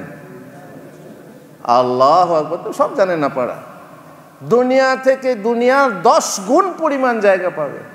তো এই জায়গাতে যদি কোনো মানুষকে এই শহরেই, এই দুবাই শহরে যদি একটা মানুষকে খুঁজতে যাওয়া হয়, কালকে আমি হারামে কয়েক ঘন্টা 1.5 ঘন্টা দাঁড়িয়ে থেকে যে একটা লোককে খোঁজার জন্য পাত্তা পাইনি, হারামের সামনে দাঁড়িয়ে একটা লোককে খুঁজে পাইনি। তো এখানে জান্নাতে গিয়ে এত সমস্ত দুনিয়ার লোক জান্নাতে থাকবে, তো সেখানে গিয়ে রাসূলকে দেখতে পাবো না, এই তার চিন্তা হয়ে গেল। তখন চিন্তার কথা যখন রাসূলুল্লাহ সাল্লাল্লাহু আলাইহি ওয়াসাল্লামকে বলা হলো, তখন কোরআনের আয়াত অবতীর্ণ হলো, বা এই মর্মে কোরআনে এসেছে, ওমাই ইউতিইল্লাহ ওয়া রাসূলা ফাউলাইকা মাআল্লাযিনা আনআমা আল্লাহু আলাইহিম মিনান নাবিয়্যিনা ওয়াস সিদ্দীকিনা ওয়াশ শুহাদা'i ওয়াস সালিহিন ওয়া হাসুনা উলাইকা রাফিকা। যারা আল্লাহর আনুগত্য করে, রাসূলের আনুগত্য করে, তারা থাকবে তাদের সঙ্গে যাদেরকে আল্লাহ তাআলা ইনাম দান করেছেন, পুরস্কৃত করেছেন। কারা? নবীদের সাথে, সিদ্দীকিনদের সাথে, শহীদদের সাথে, সালেহীনদের সাথে, নেক লোকেদের সাথে। আর তারা হচ্ছেন সুন্দর সাথী, জান্নাতের বুকে তারা হচ্ছেন সুন্দর সাথী। তবে সাথে থাকা বললাম, সাথে এক রুমে এক জায়গায় না, কিন্তু তাদের সঙ্গে দেখা সাক্ষাৎ হবে, তাদের সাহচর্যে তারা থাকতে পারবেন। এটাই হচ্ছে কিসে তাহলে ভয়টা কিসের হলো? ভালোবাসাকে দেখতে পাবো না, এ হচ্ছে ভালোবাসার আলামত। রবিয়া বিন কাব আল আসলামী, তিনি একজন সাহাবী, তিনি রাসূলুল্লাহ সাল্লাল্লাহু আলাইহি ওয়াসাল্লামের খিদমত করতেন। তাহাজ্জুদের সময় হুজুর পানি এনে দিতেন। কে না চায় বলুন? আমাদেরও অভ্যেস আছে হুজুরদের খিদমত করা, এটা করে দেবো, সেটা করে দেবো, এখানে পৌঁছে দেবো, পানি এনে দেবো, যাই হোক কোনো অসুবিধা না হয় সেটা দেখার চিন্তা ছিল। রাবিয়া তিনি খিদমত করতেন রাসূলুল্লাহ সাল্লাল্লাহু আলাইহি ওয়াসাল্লামের। একদিন রাসূলুল্লাহ সাল্লাল্লাহু আলাইহি ওয়াসাল্লাম বললেন, রাবিয়া তুমি কিছু চাও, তুমি কিছু চাও আমার কাছে। রাবিয়া বললেন, ইয়া রাসূলুল্লাহ আমাকে সময় দিন। আল্লাহ রসুল ছিলেন দুনিয়ার বাদশাহ, দিনের বাদশাহ। দুনিয়ার বাদশাহ মানে মদিনার বাদশাহ। তার কাছে যদি চাওয়া হয় মালধনও পাওয়া যাবে, আর তার কাছে যদি চাওয়া যায় আখিরাতের বিষয় সেটাও পাওয়া যাবে, তাই না? তো বললেন যে আমাকে কিছু সময় দেওয়া হোক, সময় দেন তাহলে আমি বলবো। তারপরে বললেন, যখন দেরি হচ্ছে বা এক পরের দিন, তিনি বললেন, আর রাবিয়া তুমি তো কিছু চাইলে না, তুমি আমার কাছে কিছু চাও। তখন ইয়া রাসূলুল্লাহ আসআলুকা মুরাফাকাতাকা ফিল জান্নাহ, আমি আপনার কাছে জান্নাতে সঙ্গী হয়ে থাকতে চাই। খেদমত করছি, ভালো লাগছে, আপনার খেদমত করতে পারছি, জান্নাতে গিয়ে যদি খেদমত করতে পারি, আপনার সঙ্গে থাকতে পারি। রাসূলুল্লাহ সাল্লাল্লাহু আলাইহি ওয়াসাল্লাম বললেন, তুমি এমন একটা জিনিস চাইলে। রাসূলুল্লাহ সাল্লাল্লাহু আলাইহি ওয়াসাল্লাম কাউকে ইচ্ছা করলে জান্নাতে দিতে পারেন, কাউকে জাহান্নাম থেকে বের করতে পারেন। ইচ্ছা করলে যে তিনি জান্নাতে যা চাইবো তাই দিতে পারবেন? পারবেন না। রাসূলুল্লাহ সাল্লাল্লাহু আলাইহি ওয়াসাল্লাম বললেন, ঠিক আছে, তুমি চেয়েছো এমন একটা চাওয়া, তুমি এক কাজ, তার ব্যাপারে আমাকে সাহায্য করো। সে সাহায্যটা কি? ফাইন্নী আলা নাফসিকা বিকাসরাতিস সুজুদ, তুমি তোমাকে এই আশা পাওয়ার জন্য আমাকে সাহায্য করো, আর সেটা হচ্ছে বেশি বেশি নফল নামাজ করো। ফরজ তো পড়তেই হবে, ফরজের সাথে কোনো কথাই নেই, বরং নফল নামাজ বেশি বেশি পড়ে তুমি আমাকে এই ব্যাপারে সাহায্য করো, সহযোগিতা করো, তুমি জান্নাতে আমার সঙ্গী হয়ে থাকবে। এটা কিসের আলামত? রাসূলুল্লাহ সাল্লাল্লাহু আলাইহি ওয়াসাল্লামের প্রতি ভালোবাসার আলামত। তারপর ওমর ফারুক চেয়েছিলেন মরণের পরেও, জানি না মরণের পরে কারো পাশে কবর দেওয়া হলে কোনো উপকার হয় কি না। রাসূলের পাশে কবর হবে। যখন রাসূলুল্লাহ সাল্লাল্লাহু আলাইহি ওয়াসাল্লামের কবর হলো কোথায়? রাসূলের কবর কোথায় হয়েছে? মসজিদের ভিতরে নয়, আয়েশা রাদিয়াল্লাহু তাআলা আনহার ঘরের ভিতরে। কেন হয়েছিল? যেহেতু নবীরা যেখানে ইন্তেকাল করেন সেখানেই দাফন করতে হয়। অনেক লোকের ধারণা আছে যে মসজিদের ভিতরে আল্লাহর নবীর কবর হয়েছে, না, মসজিদের ভিতরে না। তো সেখানে দাফন হলো। আবু বকর সিদ্দিক চেয়েছিলেন, আবু বকর সিদ্দিককে আল্লাহ রসুল সাল্লাল্লাহু আলাইহি ওয়াসাল্লামের পাশে কবর দেওয়া হলো। ওমর চাইলেন। এরপরে কার কবর হওয়ার কথা ছিল? আয়েশার কবর হওয়ার কথা ছিল। স্বামী আর বাপ, হতভাগী মেয়ে, যদি আমার বাপের পাশে, আমার স্বামীর পাশে জায়গা হয়, আমার জানি না তাতে কোনো লাভ আছে কিনা, আমি বলতে পারবো না, গায়েবী খবর। ওমর বললেন, ওমর অনুমতি চেয়ে নিলেন কার কাছে? আয়েশার কাছে, যে কবরটা যেন, আর 3টে জায়গা ছিল সেখানে, কবরটা যেন আমার হয়। তারপরে ওমর জায়গাটা চেয়ে নিলে সেখানে তার কবর হয়। আর বলা হয় যার একটা জায়গা আছে, আয়েশা কবর হয়নি এই জন্য, যেহেতু ওমর হচ্ছেন আজনবী, আর ঈসা আলাইহিস সালাম যখন আসবেন তার ইন্তেকাল হলে পরে সেখানে কবর দেওয়া হবে। একটা হাদিসে আছে, কিন্তু হাদিস সহিহ না, আল্লাহ ভালো জানেন, হতে পারে নাও হতে পারে। এই হচ্ছে ভালোবাসার আলামত। কবর, মরণের পরও তার কবরের পাশে থাকবো, এই যে একটা আশা মানে পোষণ করা মনের ভিতরে, সেটা হচ্ছে রাসূলের প্রতি সঠিক ভালোবাসার একটা নিদর্শন। রাসূল চিরস্থায়ী থাকবেন, রাসূল মারা যেতে পারেন না। আমাদেরও বহু ভক্ত দেশে শুনবেন কখনো কখনো খবরে, না না ও মরতে পারে না, মরবে না, আবার ফিরে আসবে। অনেকে বলে দেয়। আমাদের ওমর বলেছিলেন কি বলেননি? আমাদের ওমর বলেছিলেন রাসূলুল্লাহ সাল্লাল্লাহু আলাইহি ওয়াসাল্লাম মারা যেতে পারেন না। তিনি যদি যে বলবে রাসূল মারা গেছেন, আমি তার কি করব? গর্দান উঠিয়ে দেবো না পা কেটে দেবো? কোনো কোনো বর্ণনায় আছে গর্দান উড়িয়ে দেবো, কোনো কোনো বর্ণনায় কি আছে পা কেটে ফেলবো। এটা কিসের কথা? ভালোবাসার কথা। রাসূলুল্লাহ সাল্লাল্লাহু আলাইহি ওয়াসাল্লাম ইন্তেকাল করতে পারেন না, এ হলো আলামত যে রাসূলকে ভালোবাসার আলামত। তারপরে যখন কথা বলবে, সে কথা বলার সময়ে রাসূল সাল্লাল্লাহু আলাইহি ওয়াসাল্লামের প্রতি আদব থাকবে, ভালোবাসা থাকবে, ভক্তি থাকবে। কেমন শুনুন, রাসূল সাল্লাল্লাহু আলাইহি ওয়াসাল্লামকে এমন ভক্তি করতেন সাহাবারা, যে ভক্তির ফলে তার থুতু পর্যন্ত গায়ে মাখতেন, তার চুল ইত্যাদি, তার দেহের ব্যবহার করা পোশাক ইত্যাদি দিয়ে বরকত গ্রহণ করতেন। তার দেহের ঘাম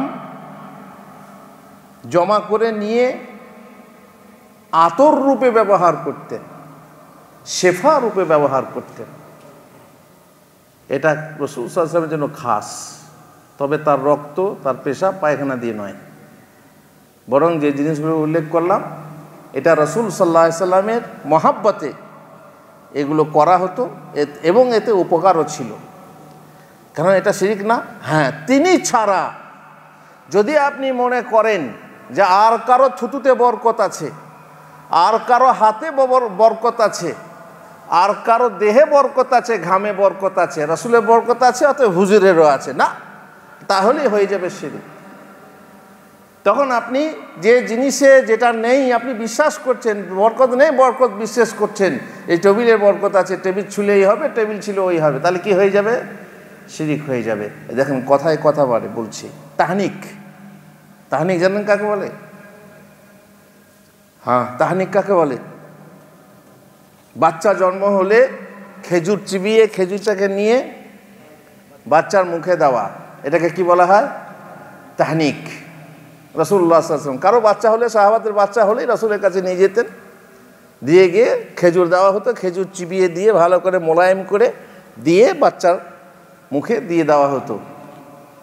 তারপরে কোনো কোনো সাহাবী দিয়ে করিয়েছেন, পরবর্তীতে ওলামারা মতভেদ করেছেন যে এই তাহনিকটা খেজুরের বরকতের জন্য না রাসূলের থুতুর বরকতের জন্য। যদি বলেন খেজুরের বরকতের জন্য, তাহলে তো আপনি আমি যে কেউ চিবাইতে পারি, তাই না? আপনি আমি যে কেউ চিবিয়ে ছেলের মুখে দিতে পারি, যেটা খেজুরের বরকত আছে, জন্মের পরে দিলে পরে এই হবে ওই হবে, ঠিক আছে, সমস্যা নেই, এটা একটা ওষুধের মতো। কিন্তু যদি বলি যে না, হুজুরের মুখে থুতুর বরকত আছে, লালার বরকত আছে, তো হুজুরের কাছে নিয়ে যাও, বাচ্চা হয়েছে হুজুর, কিংবা হুজুরকে ডেকে নিয়ে এসো, নিয়ে খেজুর দিলেন, হুজুর চিবিয়ে মুখে ভরে দিলেন, ভাবলেন যে থুতুর ফলে আমার ছেলে কি হয়ে যাবে, খুব সুন্দর হবে। আমি একবার সৌদিয়ার এক অফিস, যে আমার যে অফিস ছিল, অফিসে ছিলাম, হঠাৎ করে এক ব্যক্তি এলো তার ছোট্ট একটা মেয়েকে নিয়ে, বলছে হুজুর আমার মেয়ের হাতে খড়ি হবে আপনার হাতে। হাতে খড়ি বলে, হাতে খড়ি বলে না ওরা বিভিন্ন সময়ে। অন্নপ্রাশন কাকে বলে? অন্নপ্রাশন, মুখে ভাত, প্রথম ভাত দিবে মুখে, তার আবার অনুষ্ঠান আছে। আসলে পয়সা থাকলে যা হয়, জন্মদিন পালন, অন্নপ্রাশন পালন, মুসলমানি পালন, কি বলে লিঙ্গত্বক ছেদ করবে তার জন্য অনুষ্ঠান ইত্যাদি।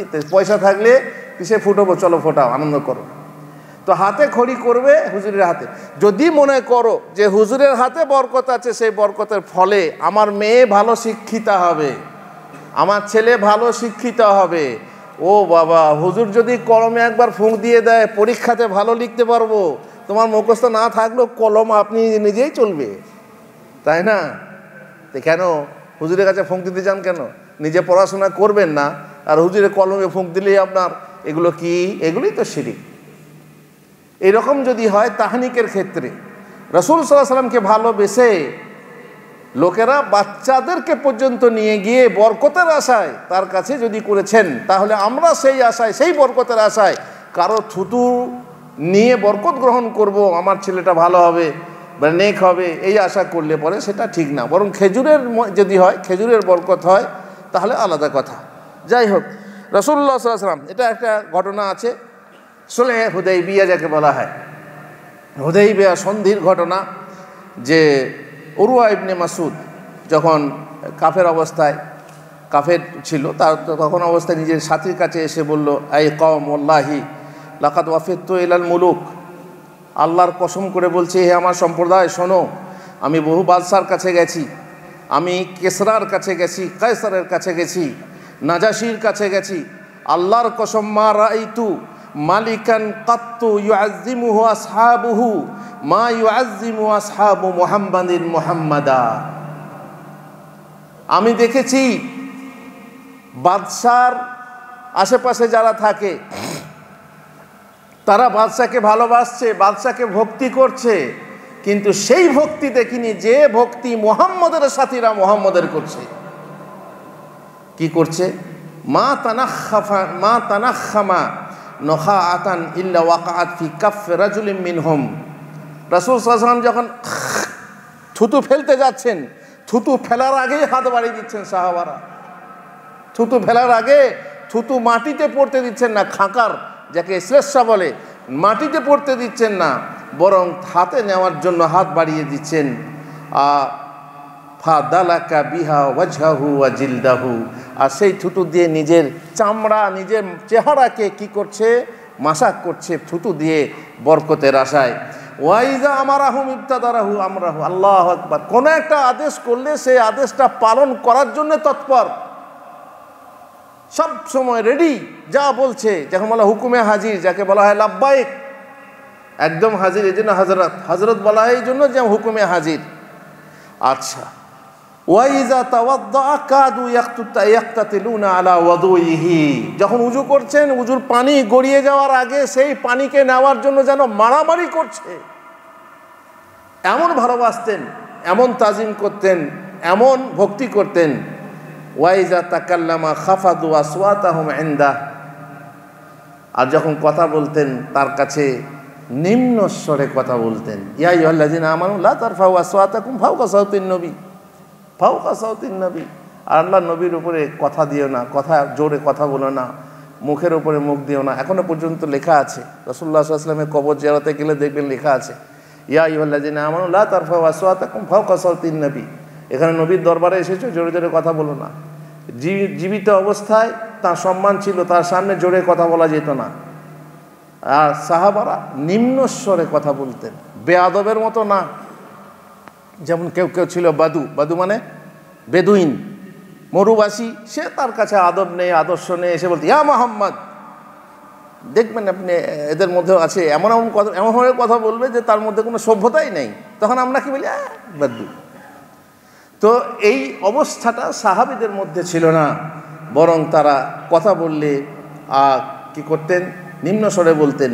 ওয়ামা ইউহিদ্দুনা ইলাইহিন নাজার তাজিমান লাহু, এত সম্মান করতেন যে এক দৃষ্টিতে তাকিয়ে থাকতে পারতেন না, একবার তাকালেই মুখ নামিয়ে নিতে হতো।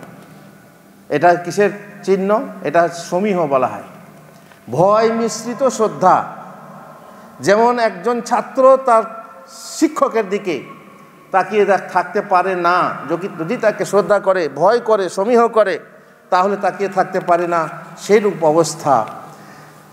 তার আল্লাহ তাআলা কোরআনে বলেছেন, যেটা বললাম, যে তার সামনে কথা বলো না, তার কথায় কথা দিও না, মুখে মুখ দিও না। যেমন মেয়েরা স্বামীর মুখে মুখ দেয়, মানে স্বামী বলছে তো না, বলছে ঢাকা, ও বলছে খুলনা, ও বলছে দিল্লি, তো বলছে বোম্বাই, এভাবে বিরোধিতা করা না। না, আল্লাহর নবীর ব্যাপারে, আল্লাহর নবীর ব্যাপার, যা আল্লাহর নবী যা বলতেন তাই একদম, যাকে বলে মেনে নেওয়া, এই জিনিসটা তাদের মধ্যে ছিল। এগুলো কিসের আলামত?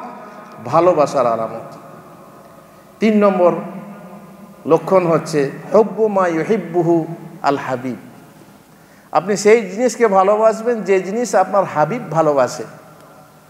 আপনার ভালোবাসা যেটা ভালোবাসে, আপনি তাকে ভালোবাসবেন। সেই জিনিসটাকে আপনি জানেন, জানি না, এইসব গল্প, উপন্যাসের গল্প, লাইলি মজনুর গল্প শুনেছেন? বলে হুজুর এখানে আবার লাইলি মজনুর গল্প কেন? গল্প বলেই বলছে আর কি, উদাহরণ। লাইলির সাথে মজনুর বিয়ের কথা ঠিক হয়ে গেল। মজনু মানে কি? মজনু মানে কি? পাগল, মজনুন। এই যে আমাদের আরবের লোক কি বলে, মজনুন না, মজনুন, পাগল। তো পাগল কিসের পাগল? ভালোবাসার পাগল। লাইলিকে ভালোবেসছে, পাগল। তো বললো সঙ্গে বিয়ে দেবো না, বলছে একবার ঠিক হলো, কোনো রকম হয়ে বিয়ে করতে এলো।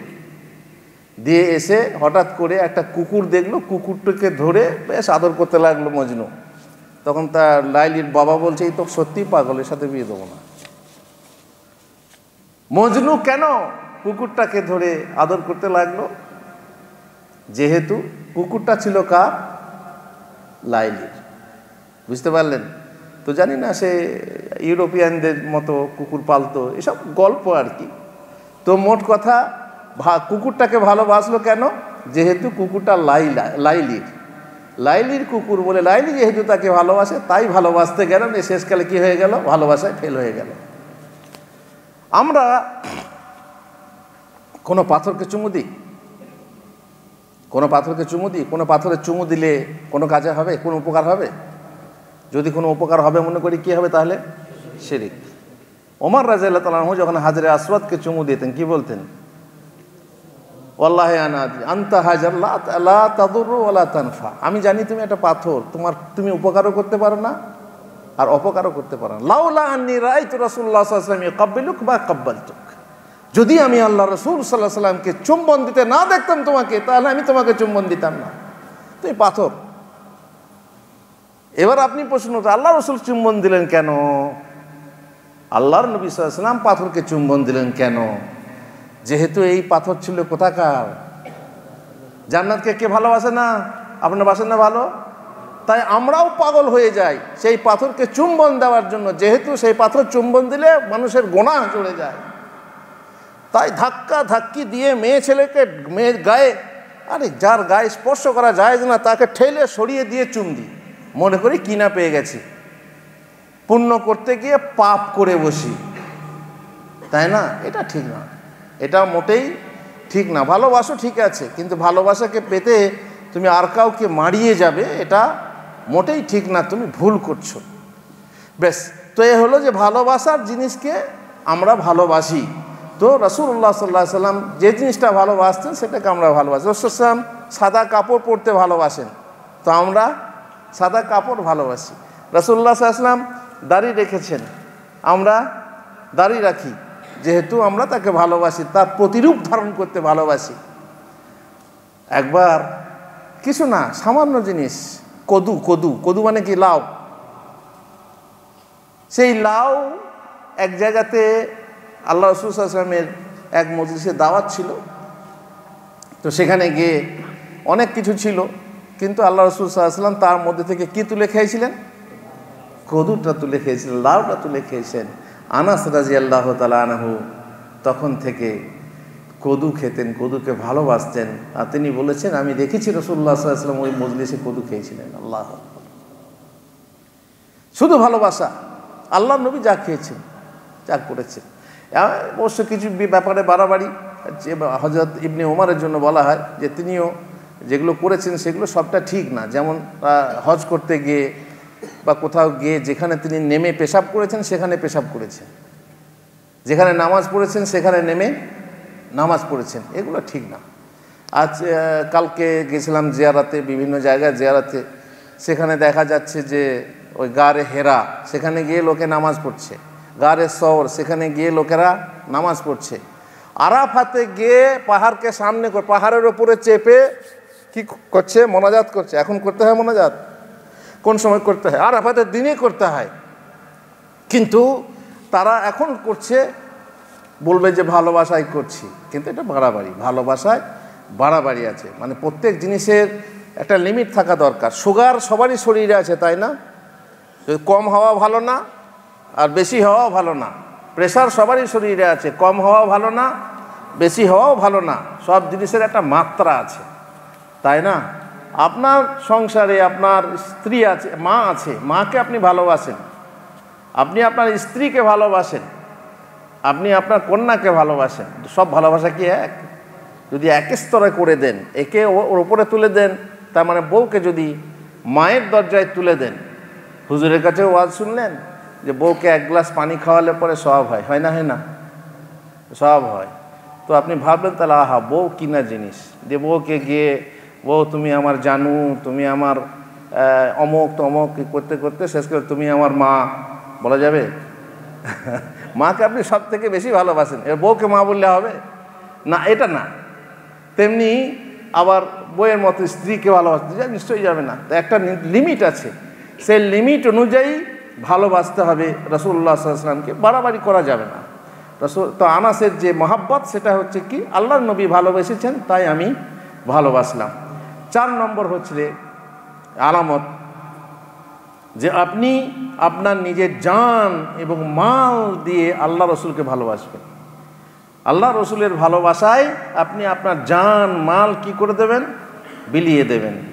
যেমন রাসূলুল্লাহ সাল্লাল্লাহু আলাইহি ওয়াসাল্লাম যখন হিজরতে যাচ্ছিলেন গারে শহরের পরে, আবু বকর সিদ্দিকের সঙ্গে গারে শহরে থাকলেন, তারপরে যখন চলতে লাগলেন তখন এদিকে কুরাইশ ঘোষণা করে দিল যে এত উট দেওয়া হবে যে কি বলে মুহাম্মদকে ধরে আনতে পারবে, 100 উট দেওয়া হবে।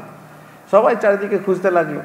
তো সুরাকা বিন মালিক বলে একজন ছিল, সে গেল ঘোড়া নিয়ে ছুটে, কাছাকাছি পৌঁছে গেল। আবু বকর সিদ্দিক কোনো কোনো বর্ণনায় আছে যে কেঁদে গেলেন, খুব দুশ্চিন্তাগ্রস্ত হলেন।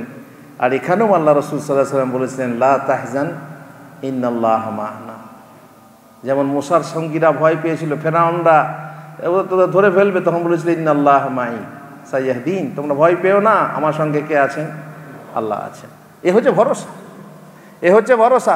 আবু বকর সিদ্দিক ভয় করলেন যে রাসূলের কোনো ক্ষতি হবে, ওই সুরাকা এসে গেছে, সুরাকা বিন মালিক বিন জয়সুম ঘোড়া নিয়ে এসে গেছে, সুতরাং ধরে ফেলবে। এই ভয় তিনি পেলেন, নিজের জান দিয়ে রক্ষা করার চেষ্টা করতে, কিন্তু আল্লাহর পক্ষ থেকেই সেটা কি করা হলো, প্রতিহত করা হলো। কি হয়েছিল, ঘোড়ার পা দুটো মাটিতে ধসে গিয়েছিল। তারপরে আপনি নিশ্চয়ই জানেন বদর যুদ্ধের ঘটনা, যেখানে রাসূলুল্লাহ সাল্লাল্লাহু আলাইহি ওয়াসাল্লাম বললেন তোমরা পরামর্শ দাও। রাসূলুল্লাহ সাল্লাল্লাহু আলাইহি ওয়াসাল্লাম পরামর্শ ছাড়া কাজ করতেন না। উহুদ যুদ্ধেও তাই না, বদর যুদ্ধে এটা হয়েছিল, পরামর্শ দাও, পরামর্শ দাও, তোমরা কি করব বলো, তোমরা কি করতে চাও, সব বলে বলে তারপরে মিকদাদ বিন আসওয়াদ তিনি বললেন যে ইয়া রাসূলুল্লাহ, তিনি ছিলেন আনসারী, আপনি হয়তো আমাদের কথা ভাবছেন, যারা মুহাজিরিন তারা তো যুদ্ধ করবেই, আর আমরা হচ্ছে আনসারী, আমাদের কথা ভাবছেন। ইয়া রাসূলুল্লাহ লা নাকুলু ইযহাব আনতা ওয়া রাব্বুকা ফাকাতিলা ইন্না হাহুনা কাঈদুন। আমরা মুসার সম্প্রদায়ের মতো বলবো না, যারা বলেছিল যে ইন্না ফিহা কওমান জাব্বারিন, এখানে বড় জবরদস্ত যোদ্ধা আছে, তো আমরা এখানে প্রবেশ করব না, তুমি যাও আর তোমার রব যাক নিয়ে যুদ্ধ করুক। কারা বলেছিল? বানি ইসরাইল বলেছিল। কাকে? তাদের নবী মুসাকে। তাদের যে উল্টো পাল্টা কত রকমের কাহিনী আছে, এ কথা নিশ্চয়ই আপনারা জানেন। গরু জবাই করতে বললো তখন কত রকম, কী রকম, কী রঙের, কি এদের মধ্যে এরকম ছিল।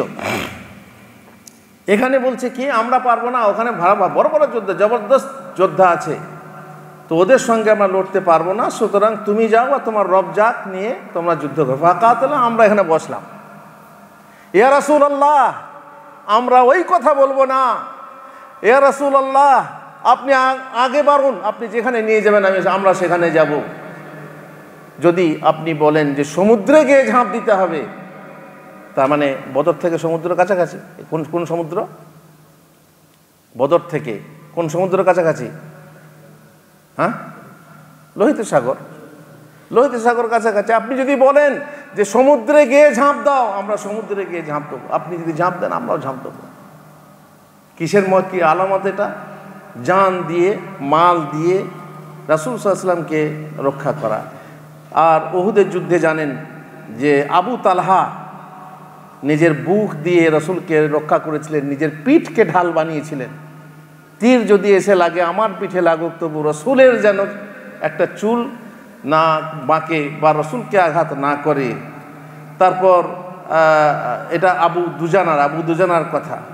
আর যিনি করেছিলেন কি, নিজেকে ঢাল বানিয়েছিলেন। আর আবু তালহা তিনি নিজের বুক দিয়ে রাসূলকে কি করেছিলেন, আড়াল করেছিলেন, রক্ষা করেছিলেন। 5 নম্বর আলামত, এটা হচ্ছে কঠিন।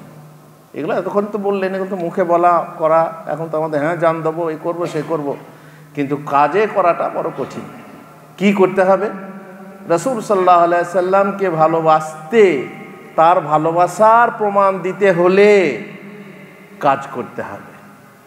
যা আদেশ করেছে তা পালন করতে হবে, আর যা নিষেধ করেছেন, যা আদেশ করেছেন পালন করতে হবে, যা নিষেধ করেছেন তাও পালন করতে হবে। এটা হচ্ছে কিসের আলামত? এটা হচ্ছে ভালোবাসার আলামত। আল্লাহ তাআলা কোরআনে বলেছেন, কুল ইন কুনতুম তুহিব্বুনাল্লাহ ফাত্তাবিউনি ইউহিব্বুকুমুল্লাহ। যদি তোমরা, হে রাসূল আপনি বলে দিন, যদি তোমরা আল্লাহকে ভালোবাসো তাহলে আমার অনুসরণ করো, তাহলে আল্লাহ তোমাদেরকে ভালোবাসবে। অনুসরণ ছাড়া ভালোবাসার দাবি মিথ্যা।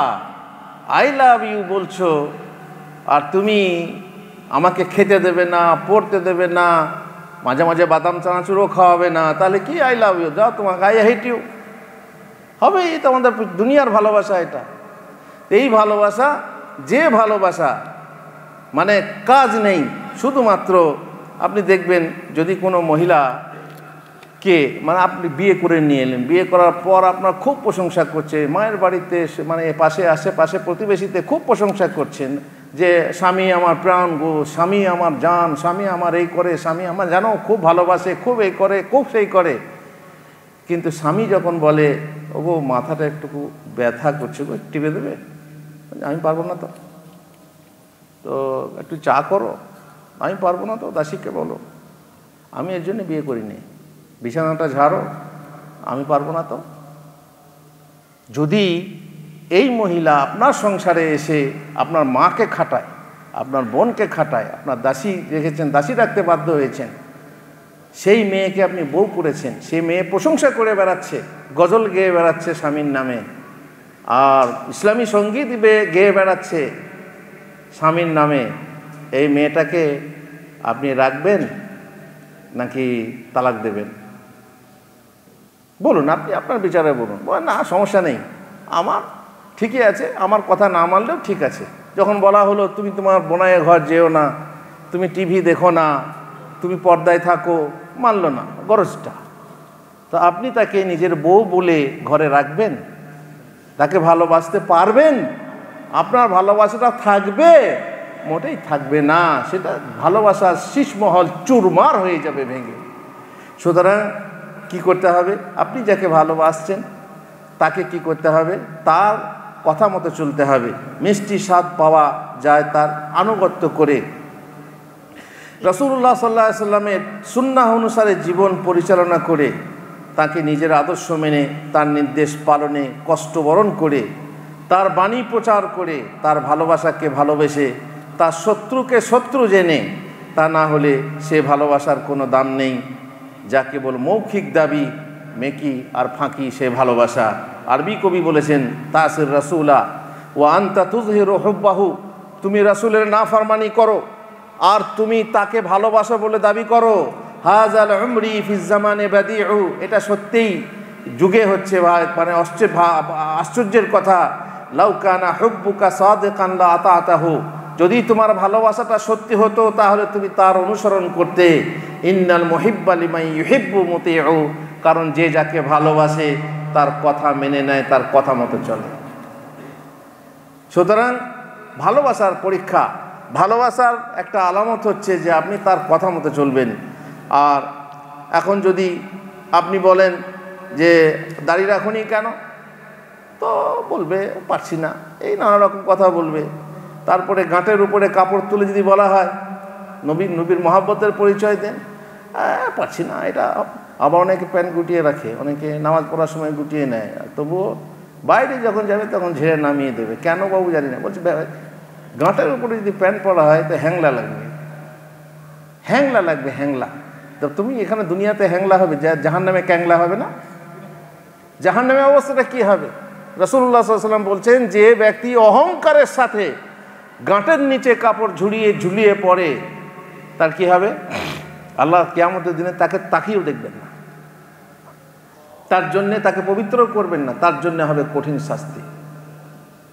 আর মা আসফালা মিনাল তাহতা মা আসফালা মিনাল কাবাইন ফাহুয়া ফিন্নার, যদি গাঁটের নিচের অংশে কেউ কাপড় ঝুলিয়ে পড়ে, এখানে অহংকারের কথা নেই, কাপড় যদি গাঁটের নিচে ঝুলিয়ে পড়ো তাহলে সেই অংশটা জাহান্নামে জ্বলবে। তাহলে তুমি বলছো জাহান্নাম, আমি আমাকে লোকে হ্যাংলা বলবে, এ যুগে কেউ পড়ে না, যুগকে দেখলে তুমি নবীকে দেখলে না।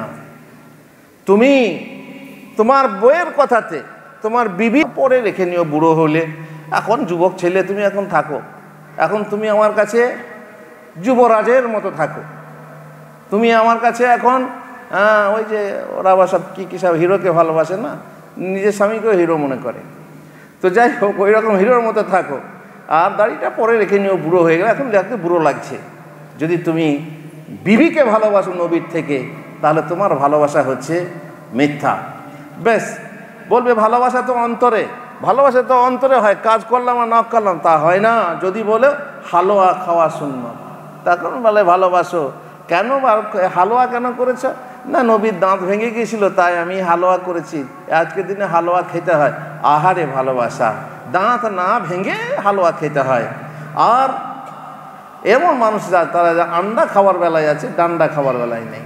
ভালোবাসা যেখানে কি বলে, যেখানে মিঠা মিঠা তখন খুব হাফ হাফ, আর যখন কারোয়া কারোয়া তখন থু থু।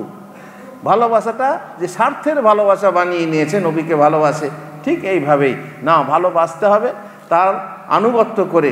যেমন সাহাবায়ে কেরাম, যখন বলা হয়েছে যে মদ হারাম করা হয়েছে, তখন তাদের ঘরে রাখা মদের হাঁড়িগুলোকে ভেঙে ফেলেছেন না ফেলেননি?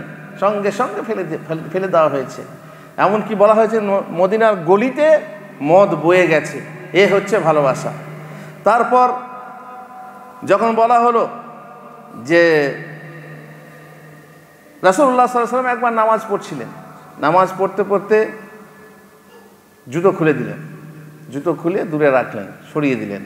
সাহাবারাও নিজে নিজের জুতো, আপনারা বলবেন জুতো দিয়ে নামাজ পড়া মানে জুতো তো আর মসজিদে পড়া যাবে না, তাই না? জুতো দিয়ে নামাজ, আর সেই যুগের মসজিদও সেরকম ছিল।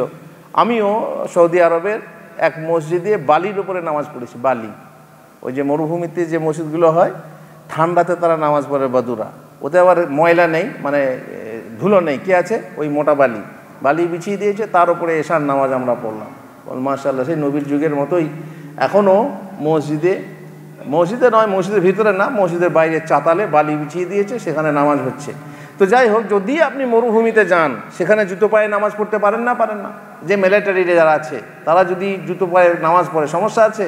সমস্যা নেই, জুতো পরে নামাজ পড়ছিলেন, আল্লাহ নবী খুলে রাখলেন, সাহাবারাও জুতো খোলা দেখে খুলে দিলেন, কারণ জানতে চাইলেন না।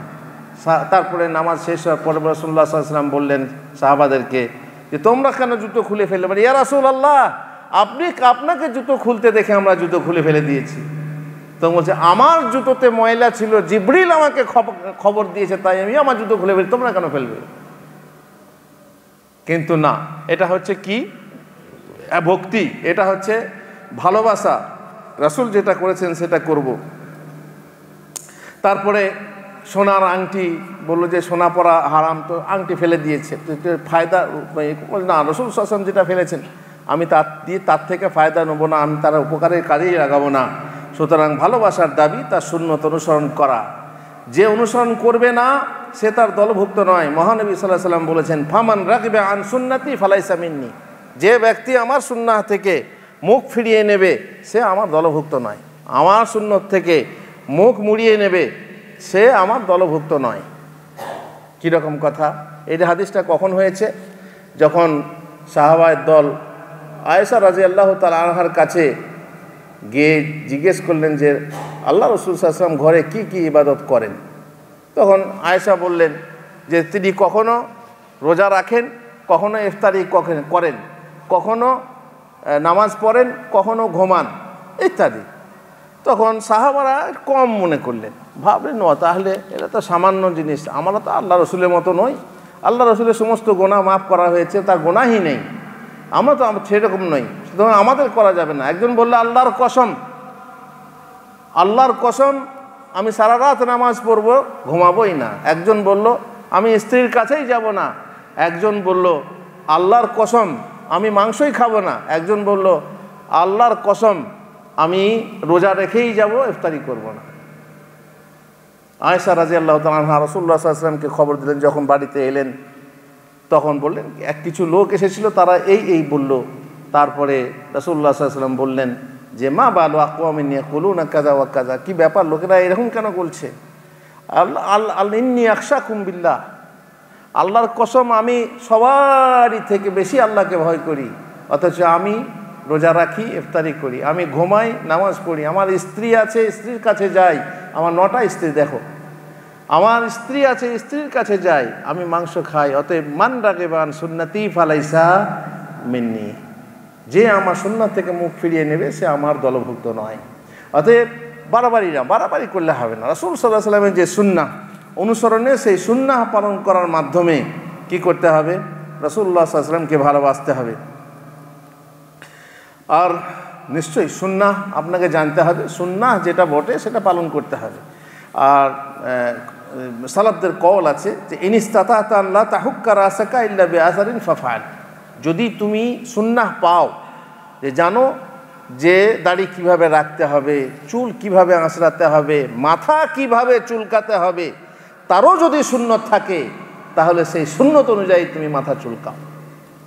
মাথা চুলকানোর যদি কোনো সুন্নাত থাকে, বাকি তো সব কাজে, খাওয়া কিভাবে খেতে হবে, কিভাবে বসতে হবে, কিভাবে পেশাব পায়খানা করতে হবে, কিভাবে স্ত্রী মিলন করতে হবে, কিভাবে এই সমস্ত জন্যে যদি রাসূলুল্লাহ সাল্লাল্লাহু আলাইহি ওয়াসাল্লামের সুন্নাহ অনুসরণ করতে চাও, অনুসরণ করো, তাহলে জানবো যে তুমি রাসূলুল্লাহ সাল্লাল্লাহু আলাইহি ওয়াসাল্লামকে ভালোবাসো।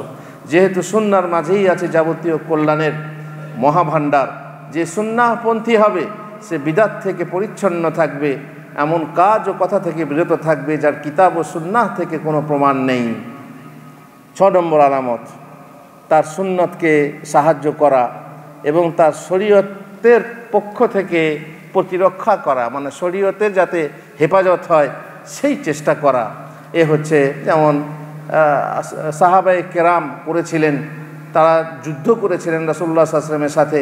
আবু বকর, ওমর, যারা সাহাবারা ছিলেন, তাবেঈন, সবাই শরীয়তের জন্য, রাসূলের জন্য নিজের জীবন পর্যন্ত পরোয়া না করে জান মাল, আল্লাহ রাসূল বললেন নিয়ে এসো, তোমরা দান করো, তখন আবু বকর সিদ্দিক দান করলেন, সব এমন কিছু নিয়ে এলেন। তারপরে ওমর ভাবছেন যে কি বলে, আমি আজকে আবু বকরকে হারিয়ে দেবো। তারপরে তিনি তার ঘরের অর্ধেক নিয়ে এলেন, আবু বকর নিয়ে এলেন। তারপর জিজ্ঞেস করছেন যে তুমি কত কি নিয়ে এলে? বলছে তোমার ঘরে কি রেখে এলে? তো বলছে আমি অর্ধেক রেখে এলাম। আবু বকর সিদ্দিক বললেন আমি আমার ঘরের আল্লাহ রসুলকে ঘরে রেখে এসেছি। এই যে জান মাল দিয়ে ভালোবাসা, এই ভালোবাসাটার এ হচ্ছে এক ভালোবাসার মানে সর্বোত্তম, মানে সর্বোচ্চ উদাহরণ, সর্বোচ্চ উপমা। তারপরে আর একটা ভালোবাসা হচ্ছে যে আপনি রাসূলুল্লাহ সাল্লাল্লাহু আলাইহি ওয়াসাল্লামের উপরে দরুদ পাঠ করবেন। যখনই রাসূলুল্লাহ সাল্লাল্লাহু আলাইহি ওয়াসাল্লামের নাম শুনবেন তখন কি বলবেন? সাল্লাল্লাহু আলাইহি ওয়াসাল্লাম বা আলাইহিস সালাতু ওয়াসসালাম, নবীর প্রতি একবার দরুদ পাঠ করবে। মসজিদ যখন ঢুকবে তখন কি বলবে? বিসমিল্লাহ ওয়াসসালাতু ওয়াসসালামু আলাইকা ইয়া রাসূলুল্লাহ। নামাজে আমরা দরুদ পড়ি, দরুদে ইব্রাহিমি, লম্বা দরুদ। শুক্রবারে বেশি বেশি দরুদ পড়তে হয়। আর আপনি যে কোনো সময়ে দরুদ পড়তে পারেন, আল্লাহর নবীকে ভালোবাসা প্রকাশের জন্য আপনি দরুদ পড়তে পারেন। আপনি আল্লাহর নবীকে দেখতে চান, দেখার কথা বলছিলাম, তাদের সাহাবাদের ব্যাপার আলাদা। আমরা যদি এখন স্বপ্নে দেখতে চাই, দেখতে পারি না? পারি না? পারি। আল্লাহকে দেখতে পারি? আল্লাহকে দেখতে পারি না? কোনো পীর সাহেব পারে না, কোনো ভালো লোকও পারে না, কোনো ওলিয়া উলিয়া পারে না, কেবল রাসূলুল্লাহ সাল্লাল্লাহু আলাইহি ওয়াসাল্লাম রবকে স্বপ্নে দেখেছেন। রাআইতু রাব্বি ফি আহসানি সূরা, আমি আমার রবকে সুন্দর সূরাতে, সুন্দর আকৃতিতে বা আকারে দেখেছি। রূপে যাই বলেন আপনি, আকার বলা যাবে না, আকৃতি বলা যাবে না, কত রকম চলছে নেটে। যে মানে করবেন সূরাতের যা মানে আমরা তাই মানে করছি। সূরত মানে মূর্তি হতে পারে, কিন্তু আমি এখানে মূর্তির মানেতে ব্যবহার করছি না। সূরাতের যে মানে তোমরা করছো আমরা সেটাই করছি। সূরত মানে রূপ, ঠিক আছে, রূপ, সুন্দর রূপে আল্লাহকে দেখেছেন। দেখা যখন যাবে তখন তার একটা রূপ আছে, তার একটা আকার আছে। এবার আকার শব্দটা তারা অন্যরকম ব্যাখ্যা করে বলছে আকার বলা যাবে না। যাই হোক, তো মোট কথা হচ্ছে আপনিও আল্লাহর নবীকে দেখতে পারেন। কিভাবে দেখবেন? যখন আপনি বেশি বেশি দুরূদ পাঠ করবেন, বেশি বেশি ভালোবাসবেন, বেশি বেশি সুন্নাহর পাবন্দি করবেন, তখন আপনি আল্লাহর নবীকে দেখতে পারেন। আল্লাহ দেখালে নাকি আল্লাহর নবী নিজে দেখাবেন? আল্লাহর নবীকে স্বপ্নে দেখলে আল্লাহর নবী কি আসবেন দেখাতে? আপনি যদি আপনার আব্বাকে স্বপ্নে দেখেন বাংলাদেশে, বাংলা জীবিত আছেন, তিনি কি আপনাকে স্বপ্ন দেখান? ক্ষমতা আছে? তো মারা যাওয়ার পরেও কি ক্ষমতা আছে? না, কেউ কাউকে স্বপ্ন দেখায় না। ওরা আমার আব্বা আমাকে স্বপ্ন দেখিয়েছে, আমাকে এই করতে হবে। ভুল কথা, আব্বা স্বপ্ন দেখাতে পারে না। তো যাই হোক, আপনি যদি বেশি বেশি দরুদ পড়েন, তো হ্যাঁ, বেশি বাড়াবাড়ি করলে হবে না। আমি দরুদ পড়বো দাঁড়িয়ে দাঁড়িয়ে। কেন না? আল্লাহর নবী সেখানে আসেন, সেখানে হাজির হন, তাই তার সম্মানে দাঁড়িয়ে যেতে হয়। ইয়া নবী সালাম আলাইকা বলতে হয়, যে মেড ইন ইন্ডিয়া দরুদ আছে। তো সেই দরুদ যে পড়া, এগুলো হচ্ছে বাড়াবাড়ি, এগুলো বেশি না। যে দরুদ পড়তে হয় সেই দরুদ পড়তে হয়, বাকি অন্য কিছু নিয়ে বাড়াবাড়ি করা উচিত না। আচ্ছা, আল্লাহর নবীকে ভালোবাসার আলামত কিন্তু বাড়াবাড়ি নয়। যেমন বললাম, আল্লাহর নবীর জন্মদিন পালন করা। জন্মদিনের সময় আজ কত তারিখ? 9 না 10 তারিখ, আর দুদিন পরে হয়তো শুরু হয়ে যাবে। তো সেই জন্মদিন পালন করাটা আল্লাহর নবীর প্রতি ভালোবাসা প্রকাশ নয়, কারণ ভালোবাসার বৈধতা আছে। এক হচ্ছে বৈধ ভালোবাসা, তার একটা সীমা আছে। সেই বৈধ ভালোবাসা যদি না হয়, তাহলে আল্লাহর নবীকে, হ্যাঁ, আপনি দুনিয়ার বুকে আপনার স্ত্রীকে ভালোবাসেন, আপনি আপনার প্রেমিকাকে ভালোবাসেন, যা মন তাই করে ভালোবাসেন, যার কোনো বন্ধন নেই, যার কোনো কি বলে সীমা নেই ইত্যাদি। কিন্তু রাসূলকে ভালোবাসতে হলে তাকে সীমার মধ্যে থেকে ভালোবাসতে হবে। রাসূলকে যদি তার জায়গা থেকে উপরে তুলে দেন, যেমন বললাম স্ত্রীকে মায়ের জায়গায় তুলে দেন, সর্বনাশ হবে না? হবে না। তেমনি যদি আপনি রাসূলকে ভালোবাসেন, রাসূলকে ভালোবেসে আল্লাহর দরবারে, আল্লাহর আরশে বসিয়ে দিলেন, তাহলে সেটা কি ঠিক হবে? আল্লাহ রাসূলকে যদি আল্লাহ বানিয়ে দেন, যেমন খ্রিস্টানরা ঈসাকে করেছিলেন, আল্লাহ নবী নিষেধ করেছেন, লা তুতরুনি কামা আতরাতিন নাসারা ঈসা ইবনে মারইয়াম, তোমরা আমাকে নিয়ে বাড়াবাড়ি করো না, যেমন খ্রিস্টানরা ঈসাকে নিয়ে বাড়াবাড়ি করেছিল। কি করেছিল ঈসাকে নিয়ে? শেষকালে বলল কি? আল্লাহর পুত্র। আল্লাহর পুত্র, যেহেতু ঈসার বাপ ছিল না, বললে আল্লাহর পুত্র। তারপরে থাকতে থাকতে বলল যে না, ঈসাই হচ্ছেন, তিনিই হচ্ছেন কে? আল্লাহ, তিনিই হচ্ছেন ইলাহ। বাড়াবাড়ি হলো। আমাদের মধ্যে অনেকে আছে, যে রাসূলকে কি বলে? মোহাম্মদ। যে মোহাম্মদ, যে আর কি বলে, जो और अर्श पर मुस्तवी था खुदा बनकर उतर पड़ा मदीना में नबी बनकर। আমাদের কবি বলেছে, আরশ হতে পথ ভুলিয়া এলো নবী মদিনায়। কি মানে হলো তাহলে? কিছু থাকলো বাকি? আরে ও তো দূর কি বাত, মুহাম্মদ সাল্লাল্লাহু আলাইহি সাল্লামের কথা। নিজের গুরুকে খোদা বানাচ্ছে, মন পাগল রে গুরু ভোজনা, গুরু বিনা মুক্তি পাবি না। গুরু নামে আছে সদা, যিনি গুরু তিনি খোদা। তাহলে যাবে কোথা? যদি সাধারণ মানুষকে নিয়ে এটা করা হয়, বাড়াবাড়ি করা হয়, খোদার আসনে বসিয়ে দেওয়া হয়, নবীকে তো দিতেই পারে, কিন্তু না, নবীকেও দেওয়া যাবে না, আল্লাহর আসন দেওয়া যাবে না। নবী সাল্লাল্লাহু আলাইহি সাল্লামকে ভালোবাসতে হবে, তার লিমিট আছে। অতএব কথা বহুত হচ্ছে এবং মানুষ, জানি না সময় আছে না, শেষ হয়ে গেছে, তার জন্য দেখছি মানুষের মাঝে একটু বিচলিত রয়েছে। ঠিক আছে, তো আমি শেষ করে দিচ্ছি, সংক্ষেপে বলে দিচ্ছি। মিলাদুন নবী পালন করে মহব্বতের প্রকাশ হয় না, এটা বরং বিদআত, এটা মানুষের তৈরি করা হয়েছে। আর নবী সাল্লাল্লাহু আলাইহি সাল্লামকে ভালোবাসতে হলে তার পক্ষ থেকে কি করতে হবে? দিফা করতে হবে। দিফা মানে প্রতিরোধ করতে হবে, মানুষ করতে হবে, কি বলে ওটাকে, প্রতিবাদ করতে হবে। ভালোবাসার শর্তে, এই যে তুমি যাকে ভালোবাসো তার অবাধ্যতা না করে তার ভালোবাসায় একমত হবে।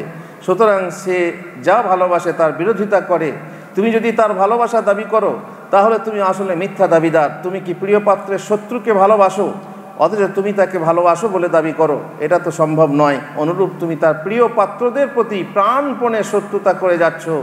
কোথায় ভালোবাসা, ওহে শয়তান ভাই? এটা আমার কথা না, ইবনুল কাইয়িমের কথা। আর কবি বলেছেন, ইসলামে তুমি দিয়ে কবর, মুসলিম বলে করো ফখর, মুনাফিক তুমি সেরা বেদিন।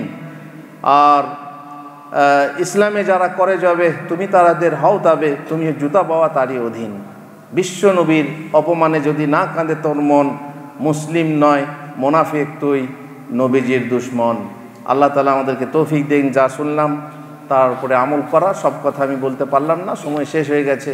আবার কোনো মজলিসে ইনশাআল্লাহ ইউটিউবে পাবেন, শুনে নেবেন, কাজে লাগবে, ঈমান বাড়বে। তবে ভাই বলছি, ভালোবাসা শুধু মুখের নাম নয়।